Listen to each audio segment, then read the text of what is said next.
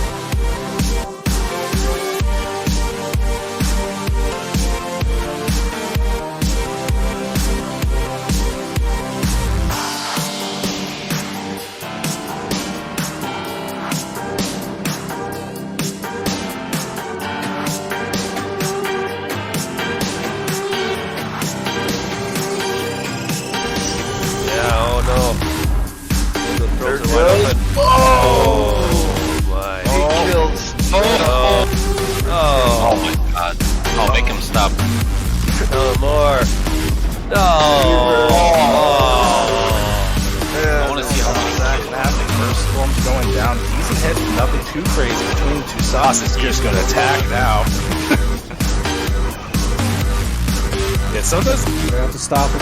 Oh no. Okay, so we only got. He's over now. We're gonna go not protected right now. There's oh my god. Look, Blaze, look away. This is Pearls in the clock. It said you better move out before this patch finishes because otherwise I'm gonna start building spores and suns and then you're not getting out of it.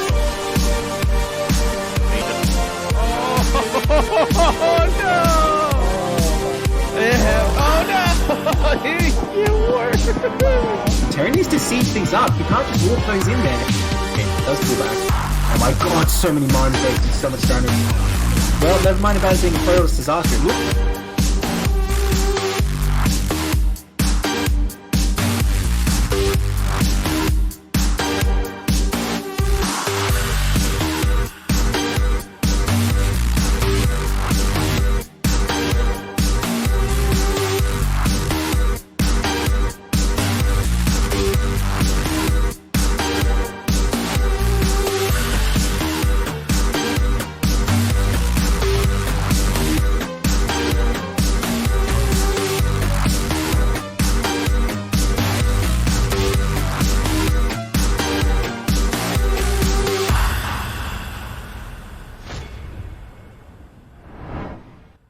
Welcome to NSL6. Welcome to NSL6.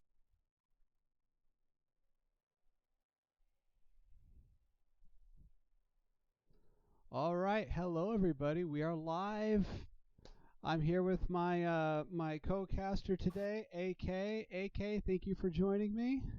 Hello, thank you again for having me. Awesome. Yeah, it's my pleasure. Well, we have a set today. We have let's see, what do we got here? We've got Love Boat versus Hydra Lick These Nuts. Looks like we're doing the tier 3 games. We got a where we got? We got a I can't. Oh, wait. Okay.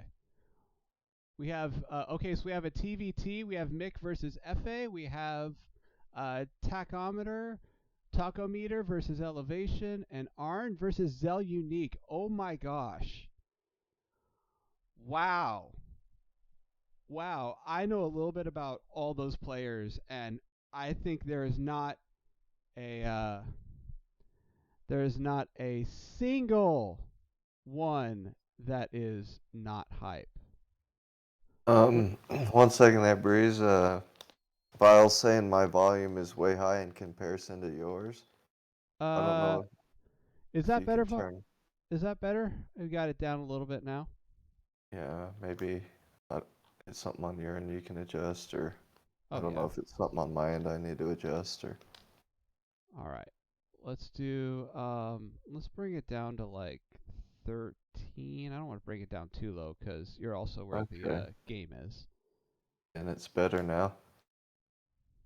Right on. Thanks, Vile, for checking it out. Always something I'm Almost there. curious about. So close. I'm such a perfectionist. I want to like do that small micro movement that puts it at exactly minus 15 dB. All right, that's good enough. Sweet spot. Everybody loves a sweet spot. Okay, cool. Thank you so much for the feedback, my friend. Vile, always good to have you in here. I think I saw Light Swarm in the chat a minute ago as well. Thank you all for showing up, and Oh, right on. I hope you all are excited. I don't think there is a single potentially unentertaining game in this set today. Indeed. I mean, and this is our team that we're going to be casting, right? No, so we're gonna be doing Love Snow's team and Arn's team. Oh, okay. Okay. My bad then. I was thinking of another set, but gonna be looking forward to it nevertheless. Yep. We have what do we have? We have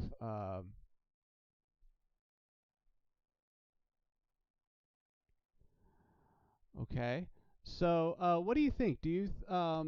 Which one do you think we should go into first? You think we should do another Arn match first? We got TVZ, ZV. What else we got? We got Another a TVZ and a TVT. Yep, we have a TVT and 2 TVZs. Oh, sorry, Well, a ZVZ. Well, I guess either one's gonna be good, honestly. Yeah, I mean, I don't know. Okay, I got to give my buddy Zell some love. So we're going to do Zell's All game right. first. All right. I'm really stoked about this series. I respect it. All right. One of the newer members of NOM I have yet to get to meet, but look forward to having the chance to do so. All right. So let's go Taryn, ahead and do brother. the intro, and then we'll get into the game. Sounds good.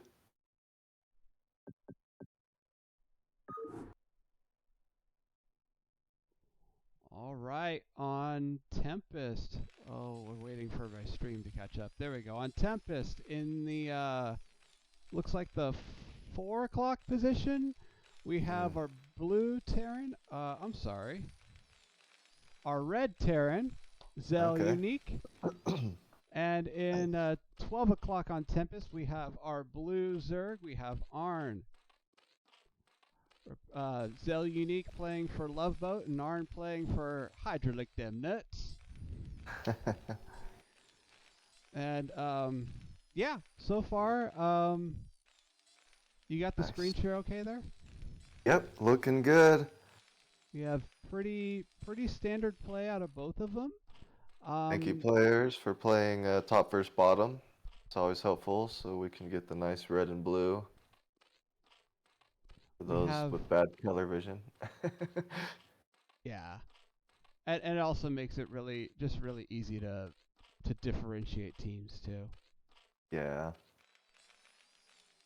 So this map, Tempest, starting map of the week, 3-person map. What are your thoughts on this map so far? Have you got a chance to play this much? Not too much. Yeah, I haven't played it a whole lot myself either, but it kind of seems similar to Sylphid, just in regards that it's a 3-person map. Okay, so it looks like we're doing a 12 hatch here out of Arn. Yeah, looks like 12 hatch, and we do have the gas from Terran, so he may be looking for a mech play. We'll see what he decides to go for. Yeah, it looks so like far. pretty typical safe stuff out of Terran. Yeah, a little bit later scout than normally what you see, but Nothing too terrible, especially on a 3-person map. You'll probably find them a little bit faster. And let's see if this SUV is going to go scout the 12 o'clock position. It doesn't Ooh, look like it. Oh, might have just missed that drone, just barely coming in. Looks like there will be a drone scout into the Terran base, which is nice to see that there is going to be a gas. This is really nice for Zerg, actually. The fact that Terran didn't block the ramp to keep this drone from coming in to scout that. Now he sees the build from Terran, and he gets out with the drone alive. Nice scouting from Arn. And now, so far, we haven't seen. I think there was a factory built somewhere. I just didn't quite see where it was. Oh, quite there at the right bottom here. there. Oh, no, it's Oh, the they built an academy. academy. Oh, wow. So there is going to be no factory. He looks like he maybe is going to be doing like a one-base bio kind of play. I don't know. This is a little bit different, so we'll see. Could this eventually go into an SK style? He could transition into an SK Terran style if he plans on taking an expansion. Otherwise, he's going to be kind of stuck on one base for quite a while, which you saw kind of in the earlier days of StarCraft. You'd see a lot of that, but nowadays it's more macro style, so you don't see that as much. All right, But we it's have. still viable. So Oh, he is going to okay. take an expansion though, and a quick, really fast third expansion from Zerg, and it's going to be right on top of the Terran natural base. That's a ninja third right here. That's an absolute ninja third, and that makes me think it could be a Speedling all in.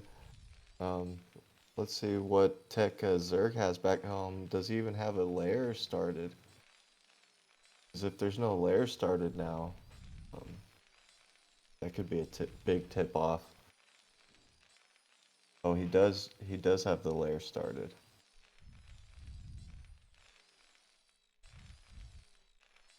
Thank you for the feedback there on the scoreboard. Didn't quite update my Oh, scoreboard nice. yet.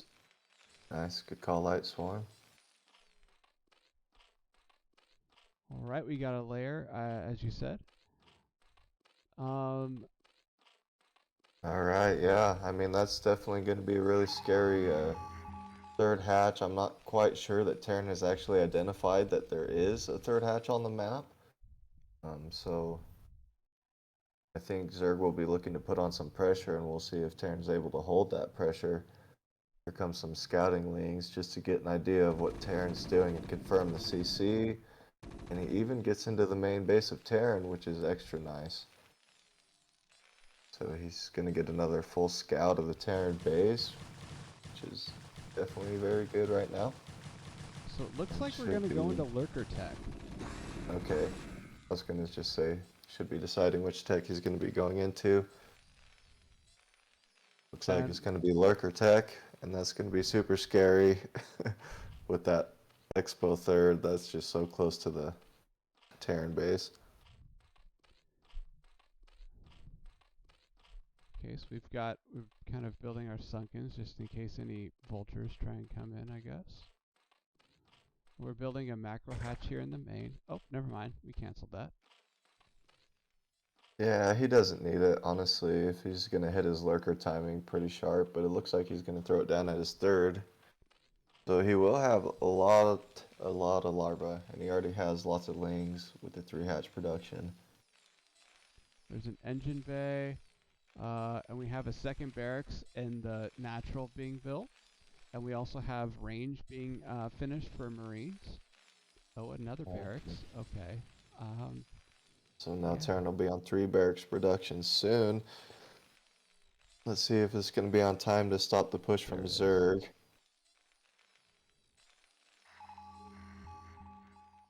Zerg is just now finishing researching lurkers, and we're starting to get our hydras built. Oh, and he's even getting the drop for the Overlord. Okay. So we're gonna lurker drop. So yeah, this could be a devastating blow for Terran if Zerg hits the natural and the main at the same time. Just with 2 lurkers at each location could be huge. And Okay, so Terran's we're gonna look out to move out on the map here. Ooh, he might snipe an Overlord. Oh, just misses it. he Unbelievable. yeah. It's a nice play to move out here by Terran. I feel like we have a window to get some pressure on Zerg, and that window is closing fast. So I feel like this play is a little late, but it's better late than never. Yeah, I mean, he has the right idea, I think, to get out on the map and kind of look around for the third. You hear some scans going down, so he is kind of checking around to see what the Zerg is doing, trying to figure out where Zerg is taking his third base and stuff like that. But so far, I'm not sure he's actually identified that Zerg has these lurkers right outside his base, so that's going to be very scary and terrifying once he finds that out. Here the lurkers are finishing for Zerg. Let's see if he's going to push out now. This would be really nice timing if he did. So far, Terran just getting his army out on the map. And he's got a bunker back at home. And we Not have no quite sure if turrets. there's anything in it. Oh, and he's just now throwing down his scanners Okay. and started the factory just now. So So we're on. potentially, I'm sorry. We're on 4 barracks, and it looks like we're probably gonna tech up to science vessels. I would guess. With yeah, this factory. yeah, that should be the plan. I'm not sure what Terran scanned and knows what's going on with the Zerg. It looks like he is throwing down a little bit more SimCity at the natural, which should help out for a push, but I think he's going to need a little bit more bunkers to hold. We'll see what timing the Zerg comes in, though, if he's going to wait for Defilers or if he's going to go before then. I think Zerg's timing is starting to slip away from him, actually, the longer he waits. And Terran getting kind of a nice little semi-contain here. Just the problem is he doesn't know where the third base is. That's going to come as a big surprise. Would you want to send out just like an SCV or two just around the map just to scour for the Yeah, third? yeah, an SCV or send like 2 Marines just to kind of scout around the map, each location. But here comes the push from Zerg before the Ooh, this is gonna be actors painful. make any tanks, and there's not a whole lot back at home for Terran, unfortunately. These lurkers just gonna come in and get massive damage on these SCVs. Terran just gonna like to go for the base trade. Not very successful. Looks like we do have lurkers to just eat this up at. Oh, Arn's got a sneaky lurker hidden under that Overlord, I think. Getting all the bio cleared up just about from Terran, and after that, Army's gone from Terran. He's got really nothing left. Lurkers on top of the GG. production. GG's called. All right. That Well is played. very well played. Unfortunate for our Terran, but very well played by our Zerg there. Wow. Okay. So that was a very I felt like a very straightforward game one. Yeah, pretty straightforward. A little bit off with the hatch being so close to Terran that you don't usually scout for that. But I mean, other than that, it was pretty much just 3 hatch lurker, which can be really hard to deal with if you don't know how to deal with it. So Yep. Yep. good choice for What do we game have 1 here? from Arnanek on a 3-person map. Oh, whoops. Sorry. I need to get my scoreboard correct.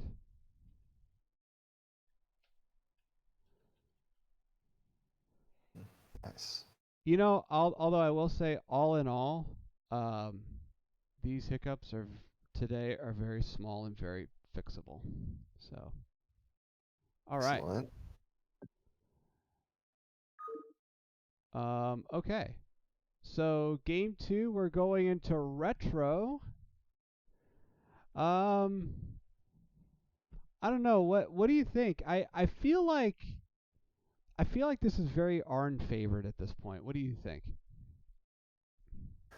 Oh, picking this map on TVZ. Honestly, this isn't my favorite map to play against Zerg just because of the way the pathing is on this map. It's actually super hard against mutas or lurkers, so I'm not sure why he picked this map to play against Zerg, but maybe there's a reason that he likes it. So I guess we'll have to see. Okay. It's each player his own, so maybe there's something on this map that he really likes, but Well, we will find out. yeah, we'll have to see. All right. We're on game 2 on Retro. In the top left, we have our Red Terran playing for Love Boat. And thank you so much, Light Swarm, for making sure that the scoreboard reflects the teams accurately. And in the bottom right, we have our Blue Zerg playing for Hydra Lick These Nuts. In fact, I think Arn is the team captain. He's like practically the poster child for this team. He is the man. Him and Manadog. Yep. We have our Blue Zerg Or Arn. do I have that right? I might be getting it mixed up. Sorry if I am. But anyway, it's going to be cross map on Retro.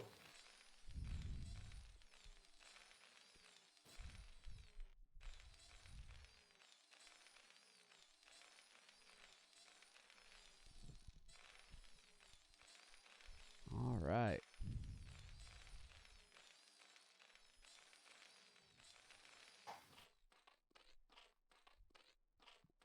And yeah, like as I said, if you see where that Overlord is going, like that's kind of where it'll force you. It'll force you to go up that ramp and down the ramp above it.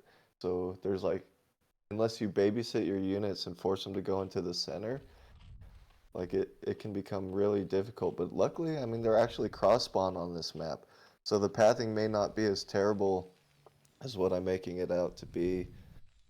But Terran gonna elect to go for like a wall or semi-wall here. Makes me believe he might be going for a mech play.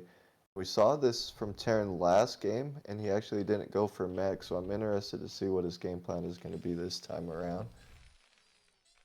Yeah, nothing unusual from both players. Although I believe that was a 10 hatch, or I believe that was a 10 hatch in the naturals. A very fast hatchery. Yeah, there's so many different variations 9 from the hatch. Zerg these days doing with their hatcheries. I think Arn is taking a cue from the Protoss playbook here. It's the greed on top of the greed.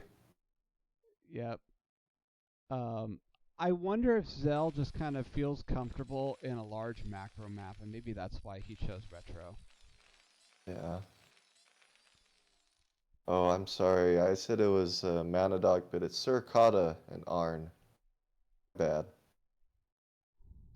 So the General Suricata and then Arnanek are the captains for this team. All right, so Hydra we're lick going these nuts. right. The dessert you don't want. I Exactly. believe you said. Nice. All right, so Zerg is going to be doing. I'm sorry to cut you off there, by the way, my man. Oh no, you're good. You're good. So we're doing. We're going to be doing a 3 hatch before pool this game. What? Oh, he didn't. Did he do 3 hatch before pool? He absolutely did, Oh my god. and he wants to be We've friends seen after him do this before. Wow. What a guy. No, that's super cheeky. We did see him do that. I think he did it against another Terran as well. And the fact that it's cross spawn is going to work out so nicely, but this SCV actually comes in and gets a scout off of that third hatchery. He run right by it, which is perfect. I mean, if he moved out with that group of Marines, he could actually punish it right now. I'm wondering if he's going to. Or he might just choose to be safe and keep him back at home. Oh, He may. I hate to see Zerg get away with this. As a Terran player, I really do hate to see Zerg get away with this. So it looks like he's gonna scout the natural a little late and see the sunken there, but he's looking for the third base? I would hope. Yeah, I mean, he found it, so he probably knows a little bit what's going on. He may not know that it was 3 hatch before a pool, but at least he knows where the third base is at the very least.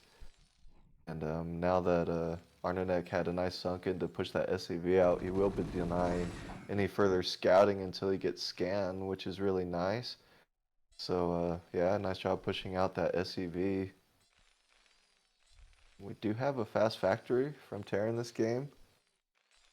Whereas last time it was like more of an academy, so I think he's going to be planning on doing either a Valkyrie type of build or going into mech. So we are finishing up a Hydra Den and a lair for Zerg. I'm guessing we're gonna go back into that good old lurker tech. Yeah, interested to see what his choice of tech's going to be this game, if he's going to do lurkers or go into mutas this time. Either way, 3 hatch before pool's really going to be strong macro. And the fact that Zerg now has 35 drones to Terran's 23 SCVs is absolutely huge right now. Yeah. And I mean, the longer this goes, the better it kind of gets for Zerg at this point. So yeah, we'll see what a Zerg is electing to go for. I do see him researching burrow and lurker aspect upgrade, so he's going to be going into lurkers and maybe getting some burrow for the Zerglings as well. So we're getting some more sunkens here for Zerg for defense. We're getting a fourth towards the top right. And we're getting a couple macro hatches as well, and starting to get our Hydra tech. For Terran, we have research siege mode, and we're getting siege tanks, and we're now going up to 3 factories. 3 factory +1 on the tank, it looks like. Getting started. And so, yeah, I like the fact that Arne is getting burrow, and this is going to be a great way to hide some lings out on the map, get some scouting information on when the Terran is moving out. Mm-hmm. And so that could be a really nice asset for him. So we've got our natural gas coming for Zerg. And yeah, I also like the fact that Arn's starting to take more bases, throwing down the double evolutionary Cherry Burger. That's going to be great. Getting those upgrades going. And I think once he gets on 3 or 4 gas would be absolutely scary against Terran mech on 2 base. So it looks like for Terran, we're gonna try and go for a siege tank Goliath play here, which is actually not bad if we can manage to pull this off. Yeah, definitely. There's going to be a timing where Zerg is vulnerable, and this top right base is pretty wide open right now. We'll see what Terran decides to do, if he goes with the big push or just kind of decides to be a little annoying with some vultures here and there and take a third base, or what he decides to do. Maybe go for a 2 base heavy push. So far, just macroing up. Sorry. Yeah. And we're upgrading Hydra range. We're also upgrading 1/1 for our Hydras and Lurkers, and we just got Overlord speed finished for Zerg, and we're getting some more hatches. So I feel like there's going to be a point where we're just going to see an overwhelming number of Hydras out on the map here. I would say minutes from now.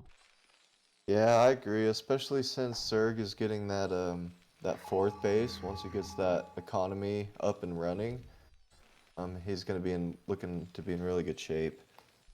And as long as he can keep Terran from taking that 3rd base just for free, then especially he'll be in a super good shape then in that point. But right. He does kind of need to get a little bit out on the map to make sure Terran doesn't just take a base for free, because once he gets some siege tanks up on high ground, it's going to be really hard to actually bust in at that point. We'll see what happens here. A little bit of the timing for Zerg to come in. Stop that third.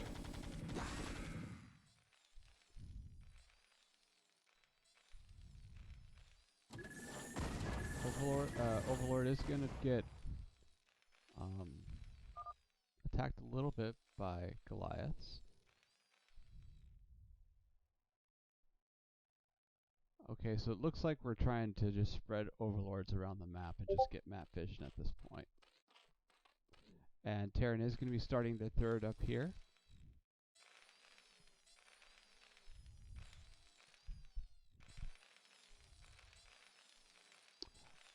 For Zerg, we are starting to morph some lurkers. We have a very strong defensive posture here with this lurker positioning on the high ground.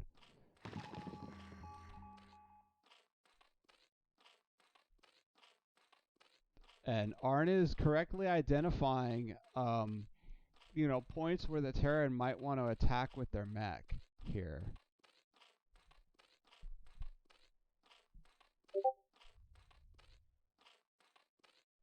Yeah, sorry about that. Just reading a couple of messages here, my bad. And yeah, love me some TVZ. Beck is a little bit more passive. I'm glad that he's just kind of taking his third, because if you just go for a 2-base push and you decide to push and it doesn't work out, then you can just kind of end the game right then and there, unfortunately. But I like that Terran is being patient here, taking this third. He's going to be in a really nice position. And once he gets that third gas, that's when the mech becomes really strong. What is up with this Goliath here, man? I know, look at that Goliath. He's just dancing all day. Oh, there he goes. Got that dancing gene. All right, we're finally going up to 5 bases here for Zerg. We've got Overlords. We have a good vision of a lot of the possible places the Terran army could be coming from.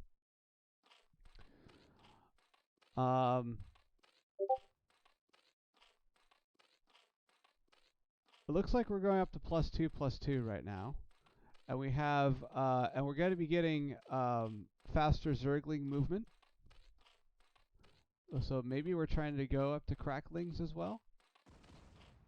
And we have a hive finishing. And I feel like both sides are kind of trying to power up and figure out what the play is here. Yeah, both players just kind of waiting for their macro to really kick in and get maxed out. Zerg's starting to look really scary here, even getting the queens out. But Terran also doing a nice job of macroing up, getting his upgrades going. And I want to mention, I didn't mention it a second ago, but so Terran does have double armory. Terran did build a Wraith out of that starport, so there is a Wraith somewhere on the field. Okay. There's 2 of them. Oh yeah, a couple right of here. them. Nice for scouting. And he does kind of get up there, and I think maybe saw that hatchery and kind of clears the area of overlords. Also really nice. Looks like Hydras are going to be moving forward. Oh, sorry, these are Zerglings. It looks like we're going to try and be moving forward a little bit and maybe trying to contain the Terran with our forces here. But with this mech, I don't know if this is going to be an easy play here. Nice defense here on the high ground at the third base from Zell. Yeah, nice defense. Terran's economy starting to explode here, and his macro ought to be really kicking in no time. I can see already that his supplies is starting to get closer and closer to each other, and I'm hoping he doesn't start to get stuck at this time that Zerg decides to come in with his army. Zerg is getting close to getting maxed out, so I think getting supply stuck at any point here is going to be really scary. And we'll see how Terran's able to deal with this massive Zerg army that's going to be coming in. Race, getting a nice scout of the Zerg base. I'm on the right side there, and now they're kind of swooping down to get another full scout off on the Zerg base. Maybe Alright, get trying to some pick up Overlord kills. Oh, nice pokes.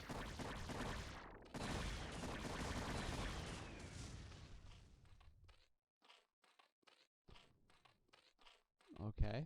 So Arn is now taking the map.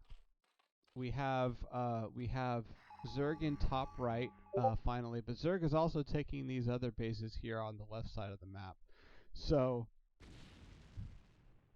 I feel like the game is basically over or at this point, this is the beginning of the end for Terran for sure, regardless of what happens here with these forces. I mean, yeah, it's gonna be hard for Terran to really get out on the map now that Zerg has so much of the map and so much army. But I think really as long as he just focuses on his macro and his upgrades, like no matter how many bases Zerg has right now, he'll eventually be able to take another one. As long as he keeps his macro going, and doesn't lose a huge fight to a huge Zerg army.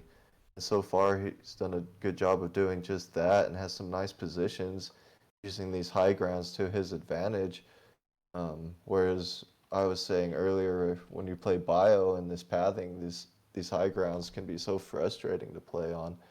But I think Mech is a little bit different, so I think he can eventually still stay in this game. He just will have to take another base and keep Zerg from just having all the bases, for sure. Yep. Both players' upgrades looking fantastic. Overlord getting a nice little scout in the 12 o'clock. I think it got picked off. Oh, he even did a little drop.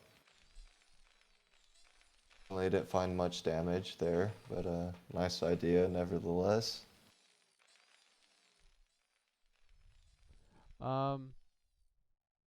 Yeah, I'm kind of looking at the. Oh, look at this queen count here. 8 Or a queens. lot of queens, yeah, that'll be devastating when they get the energy. Looks like we have a Hydra drop here in the main. Oh, sick, another nice little sneaky Hydralisk drop into the main of Terran. Taking out these upgrades is actually huge. I think he might have even killed one before the upgrade finished. Oh, that's absolutely huge. That is huge, yeah. And now What are we're the just going upgrades now for Terran? Terran is currently on 2-2. Oh, okay, so luckily, thank God, 2-2 finished. Looks like it finished just in the nick of time. That would have been devastating. But I mean, still really nice play here from Arn, getting some nice damage there. Yep. Absolutely. We have queens just kind of targeting down these siege tanks. Whittling the numbers down little by little. I like that Arn is really just kind of trying to keep things going on multiple fronts here.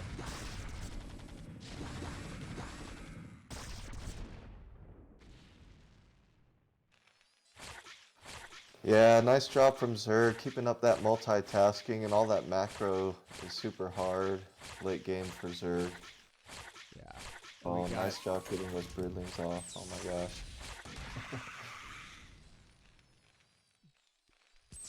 Keeping that tank count low is really nice. Really, really nice for Zerg.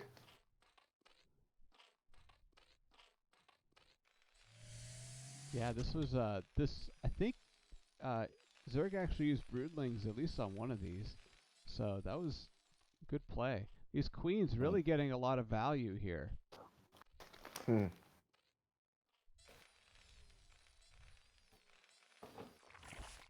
Yeah, I like the choice of using queens for sure. I mean, you gotta have something to clear up that Terran army. Because, I mean, we've seen Zerg before try to just muscle the Terran mech with pure ground army, and it's so hard for Zerg to do that. So I like the choice here from Arn, loading up some more drop ships, going for a bigger drop, more like a Doom drop. Yeah, this is gonna be. I wonder where this is gonna go because this is gonna potentially be devastating depending on where this lands. Right. And I mean, taking out any mining base for Terran right now is absolutely critical. Taking out any production is absolutely critical. So I mean, anywhere he decides to go right now is probably going to find some massive damage. Okay, so we are trying to attack the 9 o'clock base here as Terran. Meanwhile, Here we Zerg finally go. executing his Doom drop. Sending it to the 12 o'clock, and this base is pretty vulnerable now that he cleared out all the tanks with the queens, and all these Hydralisks getting loaded are just going to find so many kills. Killing lots of SCVs and even the CC. There it goes.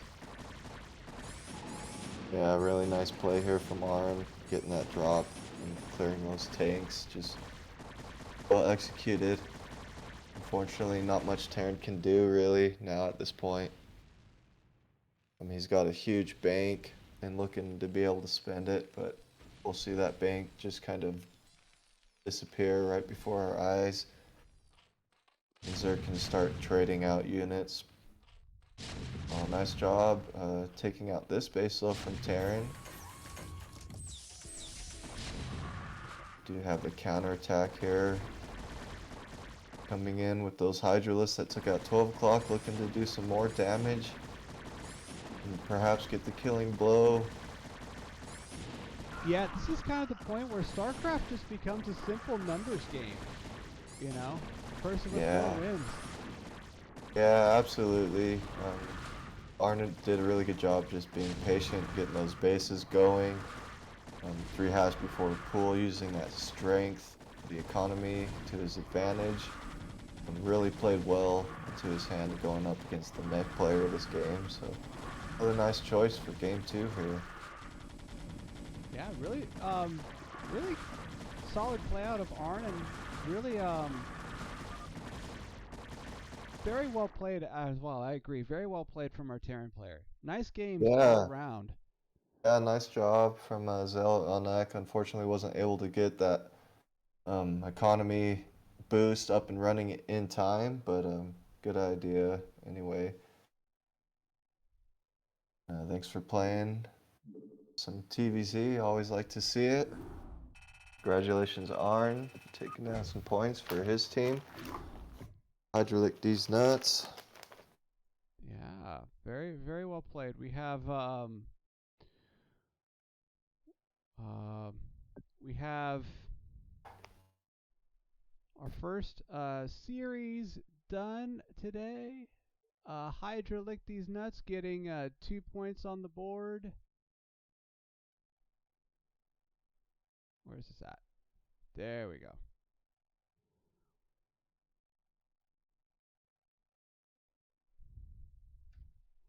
All right, getting 2 points on the board. Solid play out of Arn. I think that, you know, I feel like he kind of had a good read on that game. You know, he probably, I think Zell picked the map because he probably felt more comfortable with the macro map, but you know, Arn probably figured, Well, yeah. hey, you know, I'm free to do, you know, this really greedy macro play. Right, and I was kind of thinking in regards to like a bio build, but the fact that he was planning on going mech could actually have been really strong, so um, It could have. I feel like the mech play could have potentially been really strong. I think that was a much better call than bio the first game. right. I think definitely playing mech on that map could be a lot stronger against Zerg. And I think if he had gotten some better positioning and maybe had Zerg not gotten away with the 3 hatch before pool, maybe it could have been different. But you know, that's just the power of 3 hatch before pool when it goes unpunished, honestly. It's pretty strong. Yep. Yep. It is pretty strong when it goes unpunished. Wow. And I have to say, so Zell was Just actually Aaron, my you see it? Just go bunker rush it, man. Just bunker rush it with some SCVs and some Marines. Take down one of those hatcheries. yeah, just like a Nexus first. Absolutely. No problem. Easy peasy. I'm just kidding.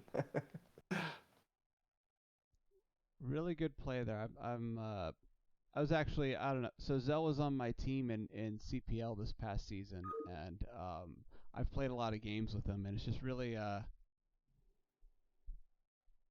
nice to see him improving. Okay. Yeah. Nice. All right. Nice. Love to So see all the new camaraderie that we have coming in with all the new players, oh the yeah. new season, and the new rivalries and whatnot. Yeah. Should be really exciting, I think. All right. Next we have elevation versus tachometer. This is a ZVZ. All right. Should be a lot of fun here. Okay. And of course, so map 1 this week is Tempest, so All right. Unforgivable ZVZ action. whoops, sorry. Well, I am not up to date with the scoreboard today. All right. Let's go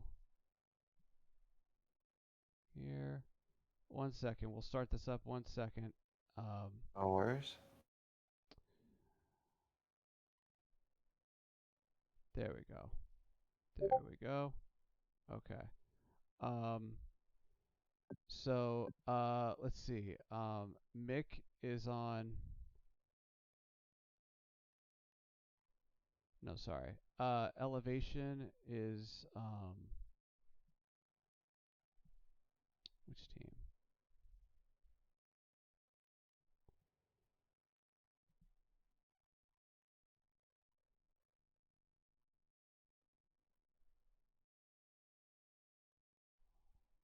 Okay. Elevation is on Hydralick these nuts. Okay. So this is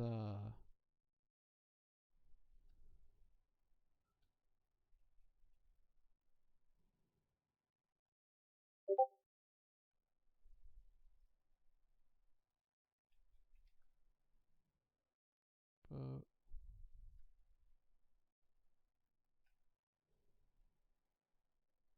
Okay. Versus. All right. And Tempest. Okay, cool. Now we're set to go. Okay. Cool, cool, right on. All Just right. giving me some time to read up on some of my messages here. Kind of multitasking here. It's what we do in StarCraft, right? Oh yeah. That is the game. Okay. All right. Let's do this again. All right. Wonderful. All right. On Tempest in the that looks like 8 o'clock to me. We have playing for the Love Boat. We have Taco Meter, and at the 12 o'clock, playing for Hydralick these nuts. We have Elevation. Awesome. All ZVZ. right. Let's go ZVZ.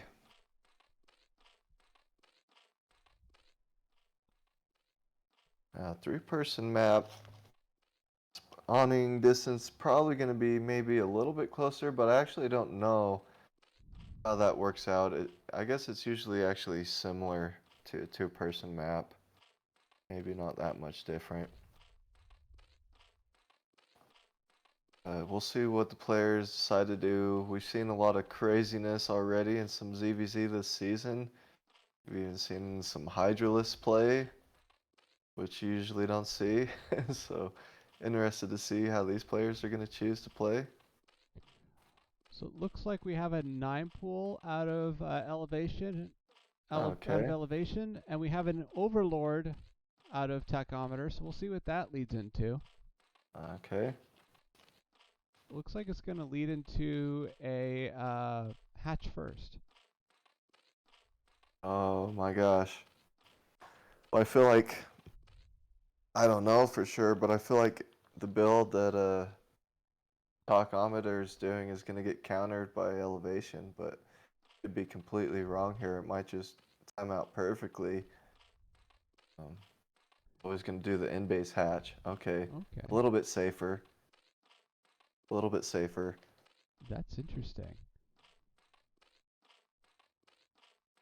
So I actually do like this build now from Blue. He's able to buy himself some time by making that in-base hatch and create some SimCity potential to stop these lings, to buy him some extra time. He might need to throw down a sunken colony, but I think after all that said and done, he might be ahead if he's able to hold and not take too much damage here. But it will come down to a little bit of micro. These Zerglings going to be looking to get out on the map to do some damage. Let's see if he knows where to go. I believe that Overlord in the bottom right kind of sees that there's no base, so if he goes directly to the left side, this may be good for elevation. He does see the Overlord there. See if those Zerglings just make a beeline to that base. Love to see him just go, go, go. Yep. There he goes. I think you called it. He's going to recognize there's nothing there and just make a beeline. Oh, come on, go. Well, let's see. I think Blue actually has. Oh, he had the time, perfect time to get that sunken up even. Wow. Really sharp timing from Tachometer. That's going to be really nice. You just got to be careful here not to lose any drones. And he did just that. That's like perfect defense by Tachometer. Wow. And so, yeah, that timed out so perfectly. That's unbelievable. I think had he put that hatchery at his natural, it would have forced him to make a second sunken colony, which he didn't want to do either. So I do like the fact that he chose to put that in base second hatchery. And it will be kind of a rush now to get the mutas going. This might even force the Commodore to make a Evo chamber to get the spores out to buy himself enough time to get his own mutas out. But he ought to have the larva advantage, so he ought to be able to put on a fair amount of ling pressure here eventually, but we'll see what he decides to do with this extra larva. So far the lair is actually almost finished for red, so it's going to be pretty quick in comparison to Blue's tech. Yeah, I was just about 3/4 of the way done. I was just noticing this defensive build out of tachometer. He did hold the lings, but it did set his tech behind quite a bit. You're right, it did. He needs to throw down the Evo chamber like really soon, I think.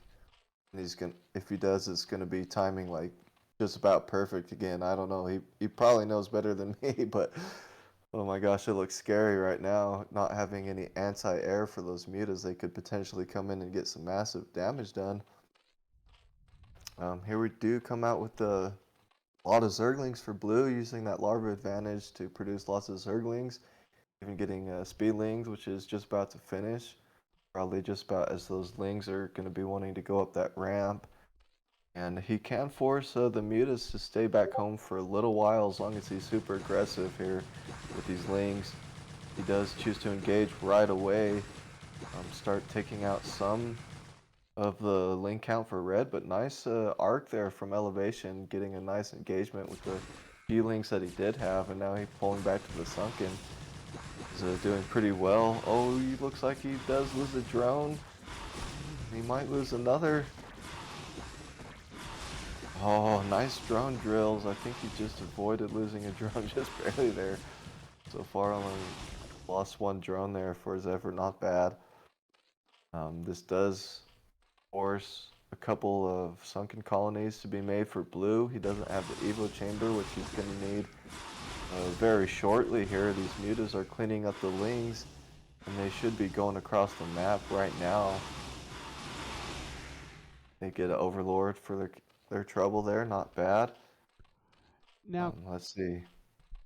This looks like GG to me. This looks like Elevation can just keep building mutas and win without. Okay, we have the Evo Chamber now. It's very late, Right. but I mean, here the thing is though, like if Zerg chooses to move out here, he only has the one sunken to defend against these lings, so he's got to be a little bit careful here. Actually, not to just move out right away, which is like what we want to see, but the fact that there's only the one sunken here, Zerg can keep coming in and getting little drone kills here and there, and just keeping him down, buying himself some more time to get those Evo chambers up back at home is actually pretty good damage here. We're coming in with another counterattack of Lings. And now the fact that he's got the Evo chamber done, I think he's going to be able to come out of this okay. And he will be ahead on drone count, so, and the larva, he'll have the larva advantage. So I actually think he's going to be alright here.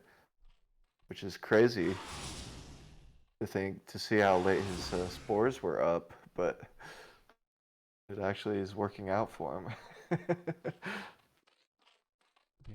we have nice Sim City here too. This is very well. Oh yeah, yeah, very well placed. Not going to be running by with Lings anytime soon. Blue keeping up the Ling pressure, keeping those mutas back at home. And Blue Spire is actually just about to finish, it looks like, from the production tab. Yep, it just finished. So now Blue's going to be able to start making mutas of his own.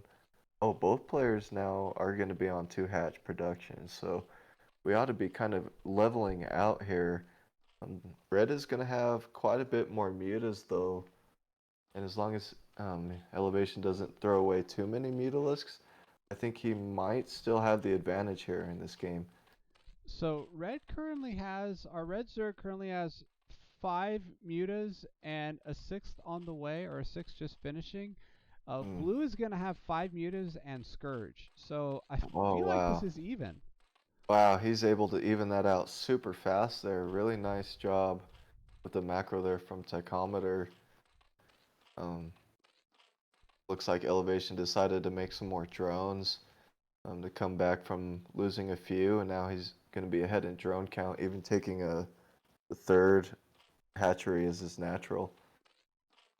Taking the natural as his third hatchery, so even going to be making more drones. Wow, this is pretty interesting. Looks like Elevation wanting to get lots of economy here, not looking to do any damage right away anytime soon. He is getting the +1 attack for the air weapons, whereas Tachometer is not, and this could eventually play into like a really big play if Zerg doesn't end up getting any air weapons at all. So we'll see how that kind of pans out later. But so far, Blue does have a fair amount of Mutalisks and Scourge. It looks like he's starting to gear up for an attack here soon.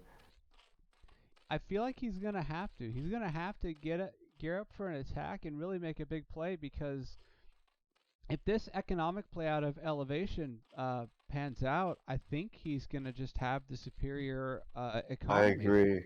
I agree completely. He cannot let Elevation just sit back and make drones and not make any mutas. He's really got to punish him for not keeping up on the unit count at this point in time, which is really crucial. And there's going to be some weak points here which he's looking to exploit. Let's see if Elevation's able to hold off this hatchery. It's hard to tell how many mutas for each, but so far it looks pretty decent for both sides, although there's tons of Scourge for Blue, and that's going to play a huge part in clearing up these mutas here. Nice job being careful on taking an engagement there against the Scourge. And it can just be devastating if you take the wrong engagement. Nice job taking out this natural expansion here. Oh, Elevation got a few Zerglings for free there, not bad. But here comes all the Scourge getting on top of the mutas. I know they did massive splash damage there. I don't think this is going to work out for our Blue Zerg, but I do think he did slow down this natural here. Elevation might have held on. He might have just done it. He just had enough. And now I think Red's ahead as far as mutas go, but Back at home, Blue has a really nice defense, so he's ought to not take too much damage here from this attack coming from Zerg. Looks like he's already well defended for it. The supply for elevation, though, is just about double, though, so definitely starting to pull ahead in the lead as far as that goes. Yeah, and half of that supply is drones. Half of that supply is drones. Alright, Zerglings looking to dive on top of the spore. Looks like they get one. Rita's fighting each other. And a nice hold there from Tachometer. Just didn't take really too much damage there. Yep. I feel like we need Blue Zerg. We either need to shut down this natural again, or we need to expand. Yeah, and I don't think Blue actually ended up ever getting +1 attack, weapons, or carapace for his mutas, and now I think Red's attack is finished. So Red does have a little bit of an advantage there when it comes to the air attack. But And we haven't been building drones either as Blue, so we're kind of really all in right now at this point. yeah, he is starting to get behind by quite a bit. The fact is, Elevation doesn't have too much defense here in trying to take this third hatchery at the natural, so, I mean, that keeps getting punished over and over again. And I mean, that could eventually put him in a bad situation, but so far, Elevation's economy is just looking so strong that I think that's going to be hard for Tachometer to continue to do. Here we go with another nice Muta engagement. See who comes out on top. It looks like Red may just have a little bit more here. It looks so close. It's always hard to tell, man. I see. I might be wrong. Blue might come out on top. What's going on? Oh my god. That +1 paying off, man. One Muta against one Muta. Blue comes out ahead. But there's one Muta back at home. But we have lots of Zerglings for Red coming out on the map looking to do some more damage back at home, and there's not a whole lot here for Blue. Oh, let's see if these Zerglings are actually going to come in and take down another Spore or Sunken, or even take down some more drones. Oh my gosh, these Zerglings are running right by the Elevation Zerglings. It's like we're I don't gonna know do if that was intentional or if that was just a rally. Either way, they're going for a base trade situation here. Elevation is going to get on top of one of the spores, but he's losing a fair amount of drones back at home. And might be losing that hatchery in the meantime. Oh, the Spire goes down for Blue. Elevation takes down Blue Spire. And now Blue just kind of has the remaining army that he's left with, but there's not a whole lot of defense for Red back at home. If Blue can stabilize, he might be able to come out with the win. Oh my gosh.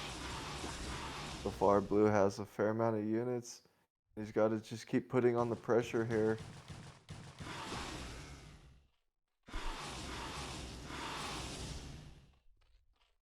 Yeah, here he goes. He's got to get on top of those mutas.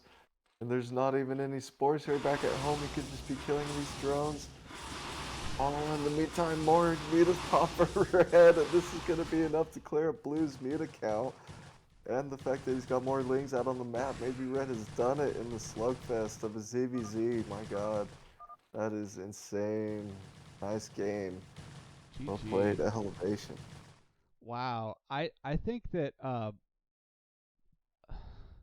Blue just stopped building drones, man, and I think that's what that game came down to.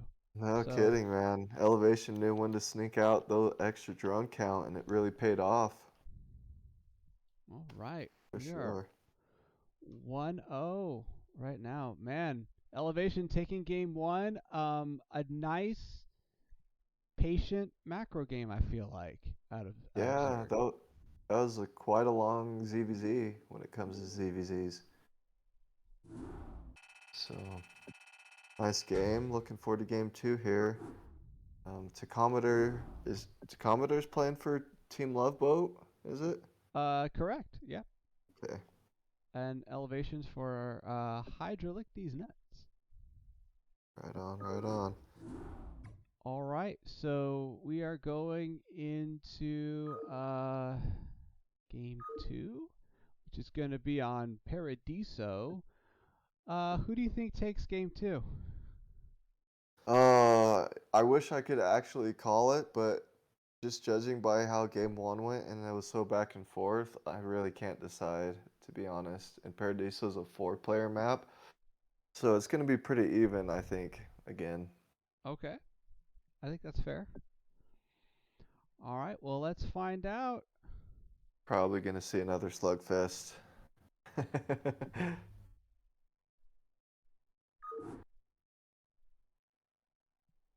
All right, in Paradiso, top right, playing for the Love Boat, we have Tachometer. And in the bottom right, playing for Hydralick these nuts, we have Elevation. Elevation, our red Zerg player, and Tachometer, our blue Zerg player.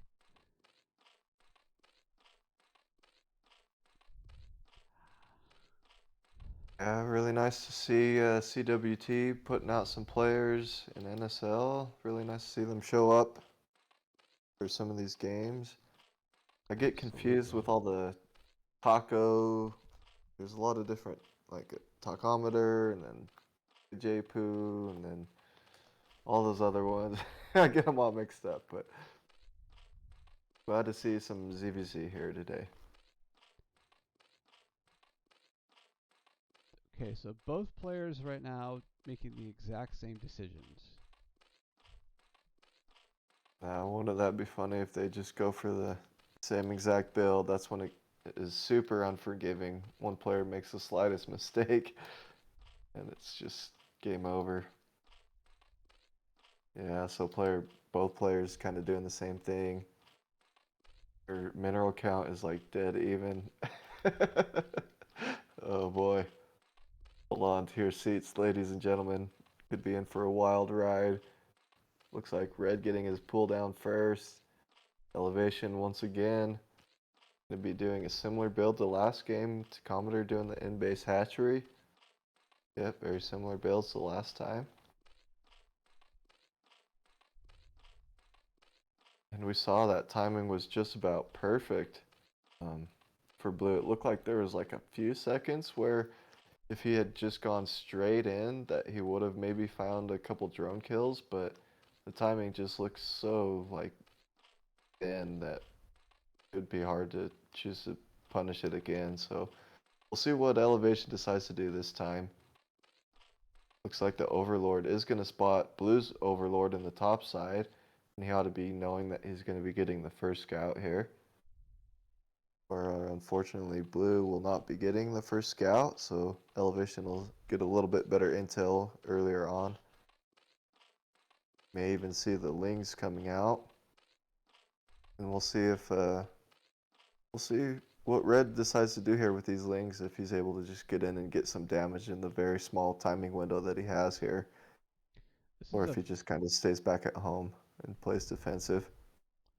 This is a very very fast expansion to the Okay, natural. yeah.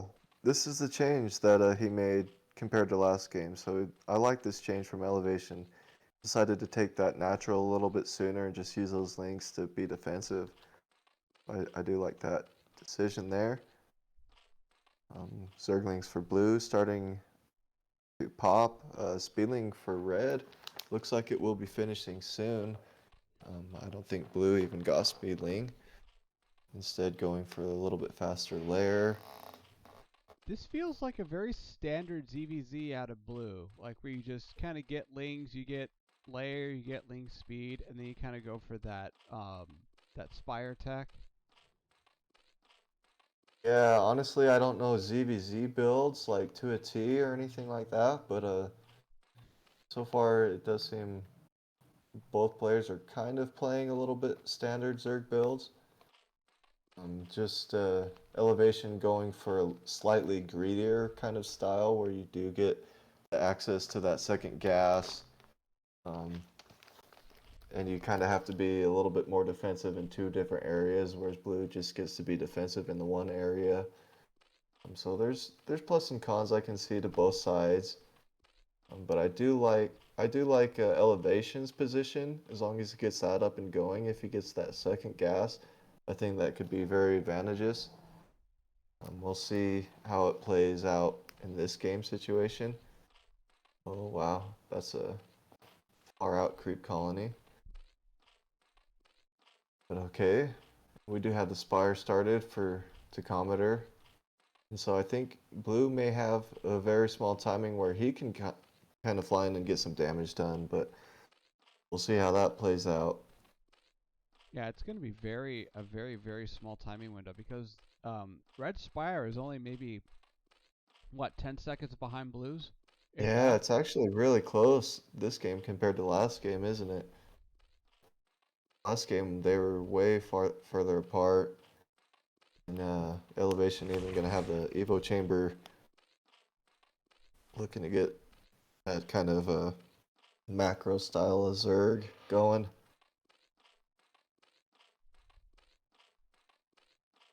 Okay, so we're getting we're getting a creep colony in, sorry, a sunken, it looks like, in each base out of our red Zerg. And we're getting a third hatch in base for Tachometer. Okay, wow. And we're getting a ton more drones. Look at this. We now, our blue Zerg this game has twice as many drones as our red Zerg. Wow, no kidding. So you want to talk about a role reversal. Yeah, pretty much day and night difference from last game. They completely switched roles. But Elevation is going to have the access to that second gas, which is going to be really nice once he gets his minerals going. So far, he's got a little bit of an imbalance of eco right now as far as minerals to gas.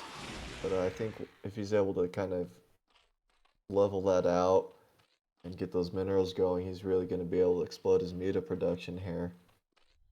Right now, blues mutas are really popping, so we'll see if Red's able to stop these mutas from finding any damage. Elevation has 2 spores at the natural, which will be nice. So we're trying to poke in here with blue, with our mutas. We're not getting any kind of harassment done with these spores here. Yeah, nice defense from Elevation. It looks like he had enough to hold off this attack.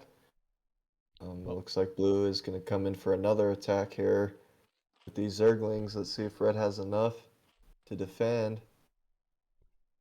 I think this is going to be good play here from blue. Ooh, especially using these. If he attacks with the mutas and the lings at the same time and clears up that ling count, then he can use the lings just to kill the spores. But here we go. He's going to dive on top of the lings without the mutas. Let's see if he still has quite a bit of lings, so he still might be able to do it. And it looks like he has done it. He's going to be able to come in here with his Zerglings and clear out these spore colonies. And even getting on top of this Evo chamber is going to be really nice. Nice. And we just have more lings flooding in. This is probably what the third hatch is for. Yeah, this is a nice flood of reinforcements from Tachometer, really starting to put on the pressure here. And now we have some lings targeting down the sunken, and otherwise we're going to be able to take down these spores pretty uncontested, I feel like. Yeah, Zerglings diving on the sunken colony, taking it down. There's only one spore left at home, more reinforcements coming in. I'm sorry, I shouldn't say uncontested. I don't know if Elevation is going to be able to hold. This is a pretty non-stop attack from blue coming in, and there's only 2 spore colonies back in the main for Zerg. I think if blue just keeps up this pressure, he just might be able to do it. Blue's economy is looking so fantastic right now.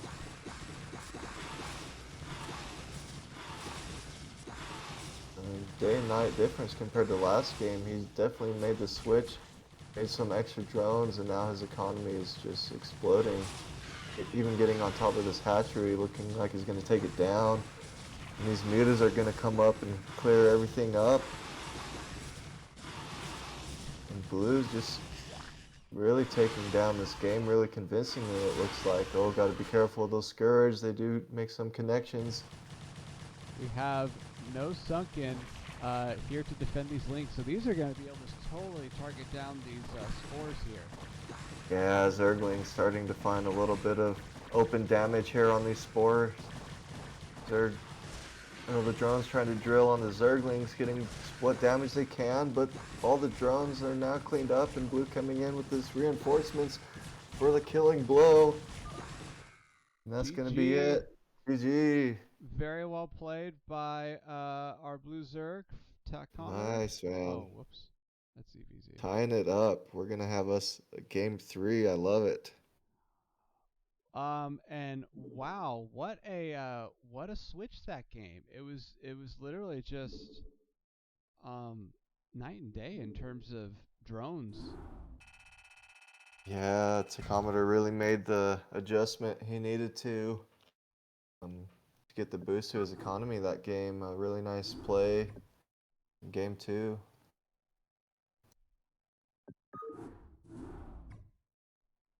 All right, let's get game 3 up. Let's see.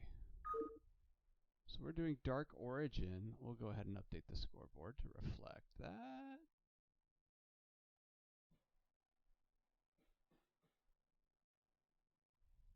All right.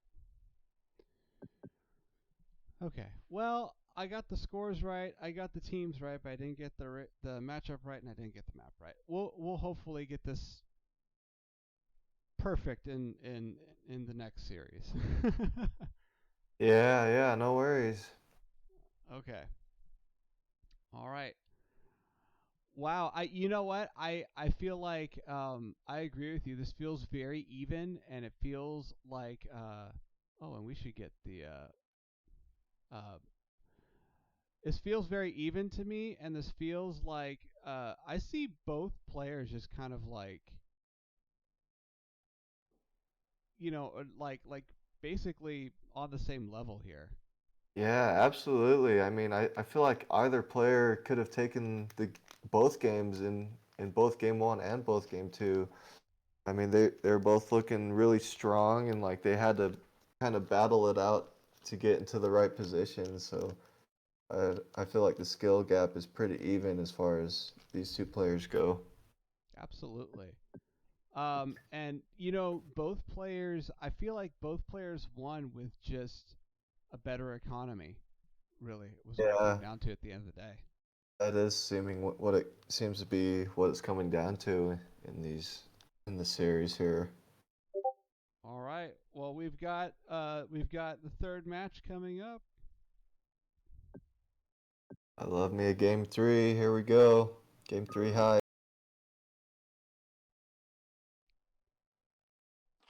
Whoops.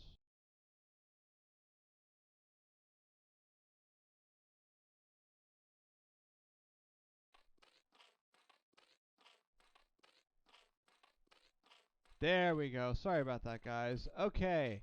We are on Dark Origin in the do you want to do the honors, AK? Oh, sure, it'd be my pleasure. Here in the top left, we got Tachometer playing for Team Loveboat. And in the bottom right, for Hydralick These Nuts, we got Elevation playing in the Red Zerg cross map on Dark Origin 2-person map. And it looks like this was Elevation's pick for game 3 to decide the winner of this series. So far tied up 1-1. Got us one heck of a battle going on. And so far in game 1, we saw, actually game 1 and game 2, both players did the same opener for both games. So we'll see if they decide to yet again do the same opener, just kind of play to their strengths on their build, or if they're going to mix it up at any point during this game.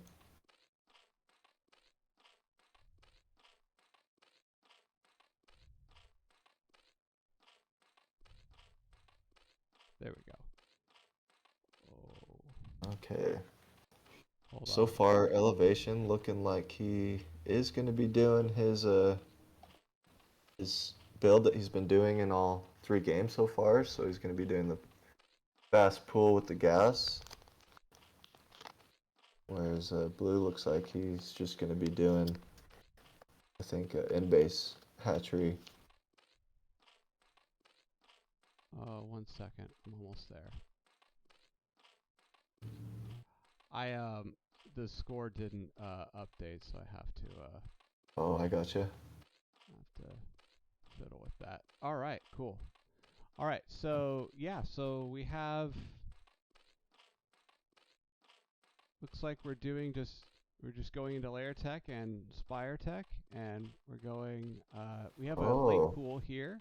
Oh, okay, I missed it. He is doing he's taking the natural base this time instead of doing the in-base hatchery, is what we saw in the first 2 games. Mm-hmm. This looks So like he's mixing it up a little bit. This looks like an overpool timing to me.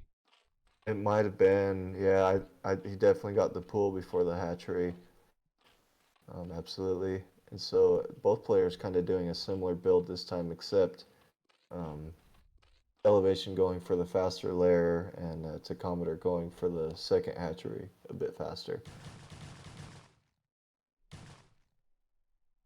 Ooh, Elevation Zerglings running right by Tachometers, getting right into the main base, looking to find some damage. I don't think they're going to be able to find too much. Nice defense from Tachometer. He's going to push these Zerglings back out.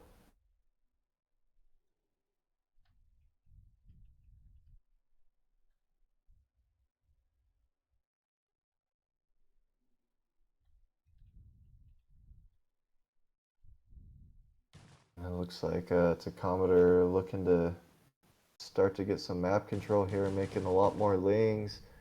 These 2 lings keeping all these Zerglings back at home. Actually really nice for Elevation. Making these Zerglings kind of chase them around, finally get picked off there. Nice play from Elevation, getting a Spire down really fast. Blue electing to go for the Speedling first. So Speedling is just about to finish. And let's see if Elevation is able to hold off this big Zergling attack that's going to be coming down from Tachometer here very shortly. Elevation does Oh, have sorry. Elevation does have the positional advantage and does have a nice Zergling arc here. Yeah, that was a nice arc. It looks like he's doing a good job. He's pulling back now. Oh, let's see. The sunken colony isn't done. Oh, this is actually bad. Oh, Tachometer's gonna find in and find a little bit of damage here. Too many All things. these drones so vulnerable now. They gotta buy that sunken colony some time to finish. Oh, Nice the Lynx drill looking here. like they're gonna go on top of the spore. Can they get any drone kills? I think Elevation did a nice job of not losing any drones there, actually. Very nice, and I also like that we used the drone drill to block this pathing here. Yeah, that insane. was nice. That was really clutch SimCity for sure. Oh wow, that looks so scary for Elevation, and I think he's still in a little bit of trouble here. And I think if he's able to hold on, he might be able to come out ahead, but right now Blue has the eco advantage. So we'll see if he's able to maintain that and keep up the pressure. So far, I don't think Blue even has a Spire or Lair or anything. Oh, the Lair's done. Okay, my bad. Layer's done. He's throwing down a 3rd hatchery. A 3rd hatchery. It looks like Wow. Blue's not building drones this game. Yeah, he's not building too many drones this game for sure. Looks like he may just be electing to go heavy on the Ling aggression since he hasn't even thrown down the Spire yet. I think he does need to throw down an Evo Chamber if he's going to be not too aggressive with Zerglings, but so far we do have more Zerglings being produced, so it looks like he is going to be putting on the pressure here, and the Evo Chamber is being made halfway done. Better timing on the Evo chamber than game 1 for sure. But I feel like so now Elevation has more drones than Blue does, and I feel like, especially with this second base here in the natural, I just don't feel like Blue's gonna. Oh, there we go. Now we're filling in drones. Blue needs, I feel like, economy at this point. Yeah, that's true. He is a little bit exposed too. These mutas kind of being a little bit undecisive of where to go. Let's see if they can find the timing to get in and get some drone kills here. The spore colony finish up just in the nick of time. Incredible spore colony timing from Tachometer. Nice job there. Oh, one drone does go down. Like Elevation found a little spot to pick off the drone. Find another. Gotta be careful not to lose any mutas there. Nice job pulling back. In the meantime, there is a counter attack being done with the Zerglings going into the main of Elevation, looking to dive on top of the sunken colony, and they even took down the spire. Oh, that counter damage was really nice from Tachometer. He's just kind of got a hold here against these mutas now. And I mean, there's definitely some areas of vulnerability here for Tachometer. Let's see if Elevation is able to exploit any of them. Tachometer just going to be trying to get some counter damage with this move out of Zerglings, but in the meantime, Elevation looks like he might have found a spot. Does get a drone kill there. Another drone going to go down. And another one. And this is actually fantastic damage here, forcing Tachometer down to 7 drones. With the counter damage now, or counter attack now going down in Elevation's main with a lot of Zerglings, and there may not be a lot back at home, but oh, he still has the sunken colony up though. But I feel like that economic damage is really what's gonna carry this game. It feels like. Yeah, that economic damage was so huge for Elevation. He killed so many drones, and now Blue is just kind of very dying for some more economy. So we'll see if he's able to get those going. But now the ball's going to be in Elevation's court to put on the pressure here, and he's just going to do just that. Here we go. Elevation pushing across the map. Only drones back at home for Blue. Not looking good. Yeah, I think this feels like a game-ending counterplay here. Yeah, this could be absolutely critical. Wow, just walking They're right just in. gonna run right in. No spire or anything to stop them. And it's just gonna be pure drones against these Zerglings, and they're getting tons and tons of massive damage done. I think that's just gonna be it. That is unfortunate. Should be seeing it anytime soon, I feel like. Yeah, really nice play from Elevation there. Both players had a really nice series here. Very nice well game played. 3. Awesome. All right. Very well played from both players this series, but yeah, wow. You know what, man? I learned. Where's my webcam? Man, everything on this stream is just malfunctioning today. Team Hydra really looking like they're coming out strong this week as far as the tier 3 players go, taking down another 2 points for their team. Yeah. Which will be adding up overall eventually.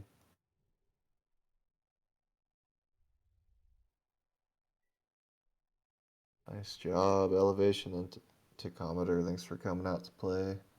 Yeah, nice job from both players. That was excellent. That was excellent play. All right. Well, we are now another series into the score here. I think it's time to update the board, AK. So all right, very nice. Hydralick getting a 2-1 with this series. Yep, the first one 2-0, and then this one 2-1.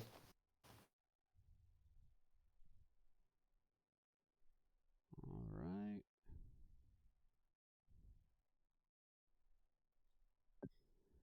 And and let's see. Well played from both players. You know what? From watching these games, I am learning so much about ZVZ. It really does feel like a very scrappy and economically driven match. I mean, everything is economically driven in Brood War, but Yeah, I mean, to an extent or two, right? Like you can definitely choose to not take the huge economic route and just play a little bit more greedy. But it looks like these players, that kind sorry. of was the deciding factor in the match, was which of them did have the better economy this time around. So, I mean, it can definitely come and play a factor, but this time it was the economy, it seemed Yep, to yep, be yep. what did it. Um, Which is nice. You love it to be that way. You kind of hate when it doesn't work out that way for you, and you end up losing when you had the economic lead, and you're like, what just happened? right? Yeah, That always feels bad. I feel like both of these games, it's like the person who has like twice as many drones as the other person is really the one who wins. Um, uh, and if you can get if you can get a like a good attack and just take that worker lead away from your opponent, that's really what it takes. Or even like if you're even on drones and you just get a good harass and get some worker kills, that really just seems to change the matchup. yeah, no doubt, no doubt. It's a I mean, very dynamic matchup. I'm sorry, what were you gonna say? oh no, it's just so unforgiving too. Like you lose a couple workers here, and that just tips the scale like hugely in one way or another. It's like that doesn't really happen in other matchups. You lose a couple workers and you can still come back just fine. But like Yeah. ZVZ though, it's like the main thing. Your drones are so precious, man. Oh yeah, and I mean that just has to do with Zerg mechanics, right? I mean you can't, Hmm. you have to build drones or something. Right, absolutely. Okay.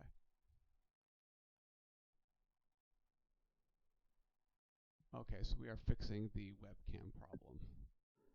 All right. Well, before we continue into the stream, I wanted to take a moment. Oh, I can't do that. Okay. Um, okay, so let's go here. So, for those of you who do not know what NSL is, NSL is Nom Star League. It is an in-house hosted league for Team Nom, but we do open it up to other players and other clans as well, other teams, and in fact, like we have what I mean, we've gotten how many more players that signed up this season, and just from so many different clans. Yeah, I mean, I think we had at least 200 people sign up this season, if I can remember right. I don't know the exact numbers, but it's definitely just gotten better each season. So big shout out to the players for coming out to play. Couldn't do it without you. Yeah, and it's a very I mean, winning is fun, but it's a like there's no monetary prize pool. This is all just for fun and for enjoying the game of StarCraft with each other. It's a very low pressure league. It feels like. Right, it's a good way just to get players out in the community, get them to know each other, get them playing against each other, get them familiar with each other, and just to have a lot of fun while doing so. So play on some weird maps, maybe that you normally wouldn't play on to kind of spice it up a little bit. A lot of these maps have been made from players in Nom.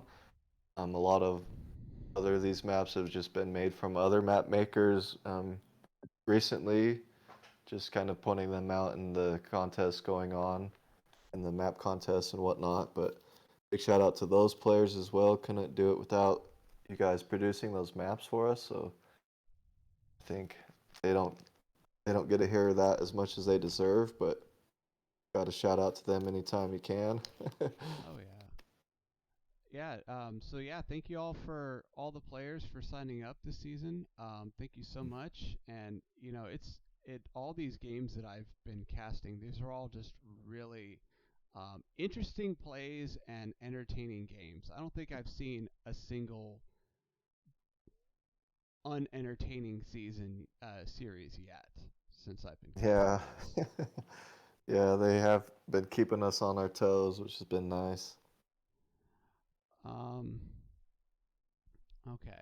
So we're just about ready to get into the final series here. This is going to be uh, quite a series. I feel like it's a TVT, so Okay.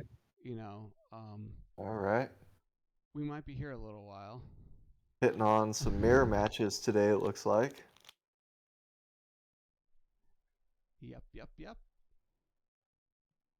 Um, I think. Gotta love mirror match day. At least we had a TVC. Okay. And TVT. Yeah, and very very dynamic mirror matchups. I mean I'm what race are you, by the way? What's your main race? I'm a main Terran. Okay. And have you been playing a while?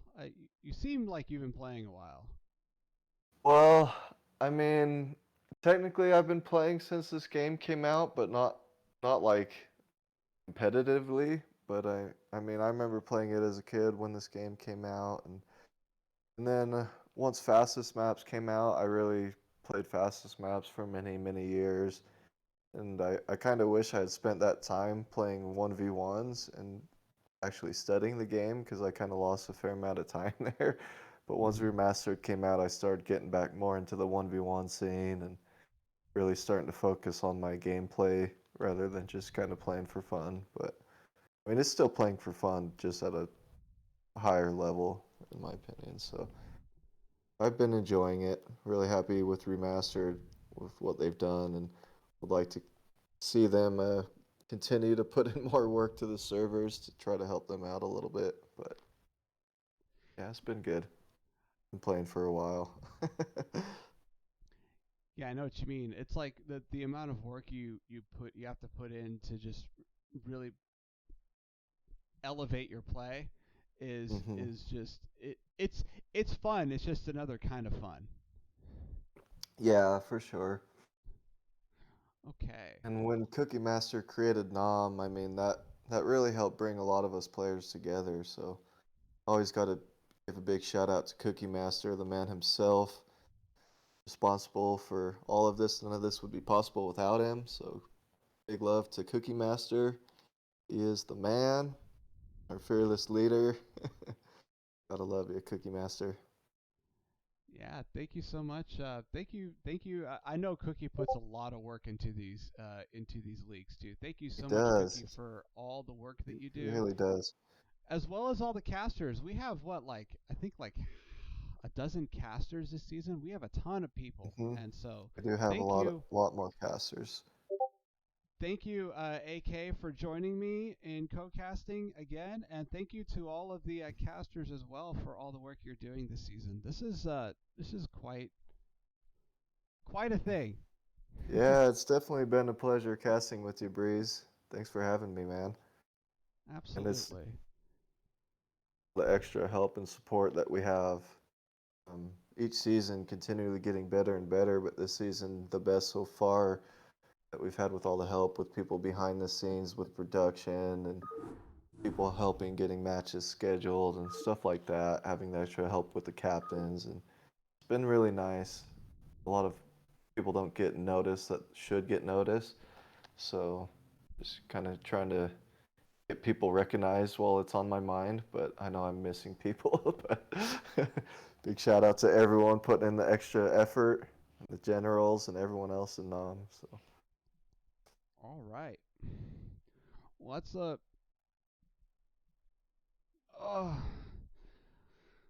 Oh, and this ought to be a good series too. Meek and FA, it looks like it's going to be. this feels pretty I hyped to know me. both. Yeah, this should be good. I'm looking forward to see FA play Terran because he played Zerg for a while too, and I'm not exactly sure what his main is. I'm not sure if he's playing Terran to kind of help his Zerg out or if he played Zerg to help his Terran out. So I'm kind of confused on that, but he plays both Terran and Zerg as far as I know. I don't know if he plays Protoss, but looking forward to see his Terran. So Meek Terran, also a very strong Terran. Up and coming T3 from CPL, although he should be in tier 2 in no time. Really strong Terran as well. Yep. This should be an exciting match. Both of these players are um are very solid. I feel like FA, like, I've seen him a little bit in the help channels in CPL. He feels very knowledgeable and like he's been around a little bit. Yeah, yeah, he is very knowledgeable, very helpful too. He's a really nice guy to get to know and very willing to just kind of play some 1v1s and hunker down, get into the time chamber zone and just hammer out some games. Yeah. All right. Well, I think we're ready. We're gonna get into game one here. Just a few seconds. Alrighty. Hang on to your seats, ladies and gentlemen. Hopping into game one, TVT. Elevation versus Meek Terran. All right. Do you want to do the honors, my friend? Sure. Let's see here. I can't tell with the colors here. Oh, there we go.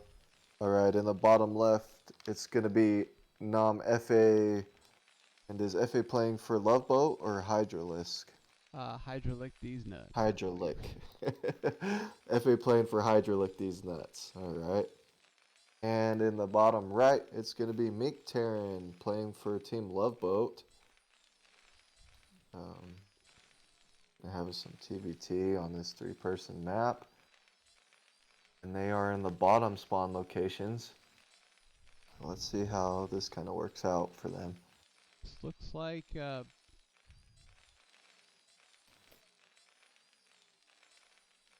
wonder if this is going to be just a Vulture Arms race match. Right, I mean, there's a couple different openings that you can see that are standard in TVT. Usually one of them that you'll see will be that Vulture War that you're talking about, where they kind of just have to do the Vulture War to fight for positioning. And it can even just be game ending, even if they just outright lose a fight in that scenario. But and then you can also just be more defensive and go with like a bunker with a faster expansion, or a normal expansion with a bunker and get kind of like tanks out earlier on and not kind of be aggressive and go for like a dropship kind of play. So there's a few things that we can do here, but we'll see how these players decide to play the matchup. So far they are just going to be going very standard, 12 gas, 13 scout it looks like. No player looking to go for a 14 scout, which you can elect to do on TVT to get a little bit slightly better econ earlier on, but not that huge of a difference. Basically just allows you to get your second Marine out a little bit faster if you do scout on 14 and lift that barracks a little bit faster if you're planning on doing 2 Marines. But we'll see also what the players are planning on doing. And so far, Blue is going to be making a Marine first, so he won't be taking any harassment from a SEV that could potentially be in his base right now. However, is not. And in the meantime, both players getting second scout. So, yep, both players just doing standard factory expand, it looks like, pulling 2 SEVs. Oh, Red has completely pulled all his workers off of gas completely. So he may be having his CC out a little bit faster than blue in this case. His upgrades in the second factory will just be a little bit delayed compared to blue, but we'll see how that plays out here very shortly. FA is looking to take that CC at a pretty fast timing here. All right. Yep, FA throwing down that slightly faster CC than Meek Terran. Meek Terran still just playing pretty standard with the one SCV mining gas, and now he'll take his command center. So slightly delayed CC, but nothing too huge. Let's see how many vultures Meek Terran is going to be making here and before the add-on. Same with FA. FA going for one vulture and a second vulture before add-on, it looks like. Alright, the scouting SCV goes down. Or both sides, it looks like. Nice little pick off there from Meek Terran. And FA going to be making 3 vulture before add-on. Let's see if Meek Terran follows suit. Meek Terran throwing down his second factory. Going to be getting that up a little bit before FA, but actually not that much faster. FA was able to throw down that second factory pretty much at the same time. So their macro is going to be pretty close or similar to each other. Now, Meek Terran did get his add-on on his factory a little bit faster. FA still continuing to be on vulture production. I think that's going to be four vultures before add-on. It may even be a 5th. So his speed upgrade is going to be quite delayed here in this vulture war, which could potentially become crucial as long as Meek Terran doesn't sacrifice any macro here. So FA will have a slight lead in vultures, but Meek Terran ought to be able to make a comeback here with his defender's advantage. But here comes FA looking to do some damage with these initial vultures. So far he does have the lead. Let's see if Meek Terran can get on top of that vulture to repair. It doesn't look like it. All the vultures going down. For Meek Terran, and FA's found a window to find some free damage here on these SCVs. Nice play from FA. Mick Terran doing his CPL team proud with that SCV defend. Representing notorious SCVs. Not bad. I'd actually like to see him. yeah, the notorious SCVs was great. I love that he was one of our fellow teammates for that season. I would like to see Meek Terran repair the vulture instead of trying to attack with the SCVs. I think that could save his vulture and allow him to get that vulture count up in time. But so far, Meek Terran's done a good job of holding this attack off, actually. And the fact that FA has no speed vulture, this could be a timing for Meek Terran to actually come back and get a counter blow to FA after that first attack. But FA going up to 4 factory vulture production. This is absolutely going to be vulture war. And coming down to it, I think once FA gets that 4th factory running, that may be enough to tip the scales. So let's see if Meek Terran can find a timing to punish FA before FA's macro just explodes out of control. I feel like both players supply stuck. I feel like this is slightly, even though Mick Terran is behind in vulture numbers, I feel like 3 factory vulture speed, it feels better to me than 4 factory vulture. Yeah, and I mean, as long as he's utilizing his speed to his advantage, but here he kind of wasn't able to. His army was already on top of him, unfortunately. But if he was able to get out on the map and then micro back his vultures, then he really utilizes that speed to his advantage. You can kind of pull the one being attacked back when the other one doesn't have speed in that case. And that's kind of when you start to take the better trades. But here are just so many vultures for FA just muscling his way in. And his speed just finished not too long ago, so he delayed it for quite some time, but he was able to make a comeback with the vulture count. Yeah, now I that feel he has so many.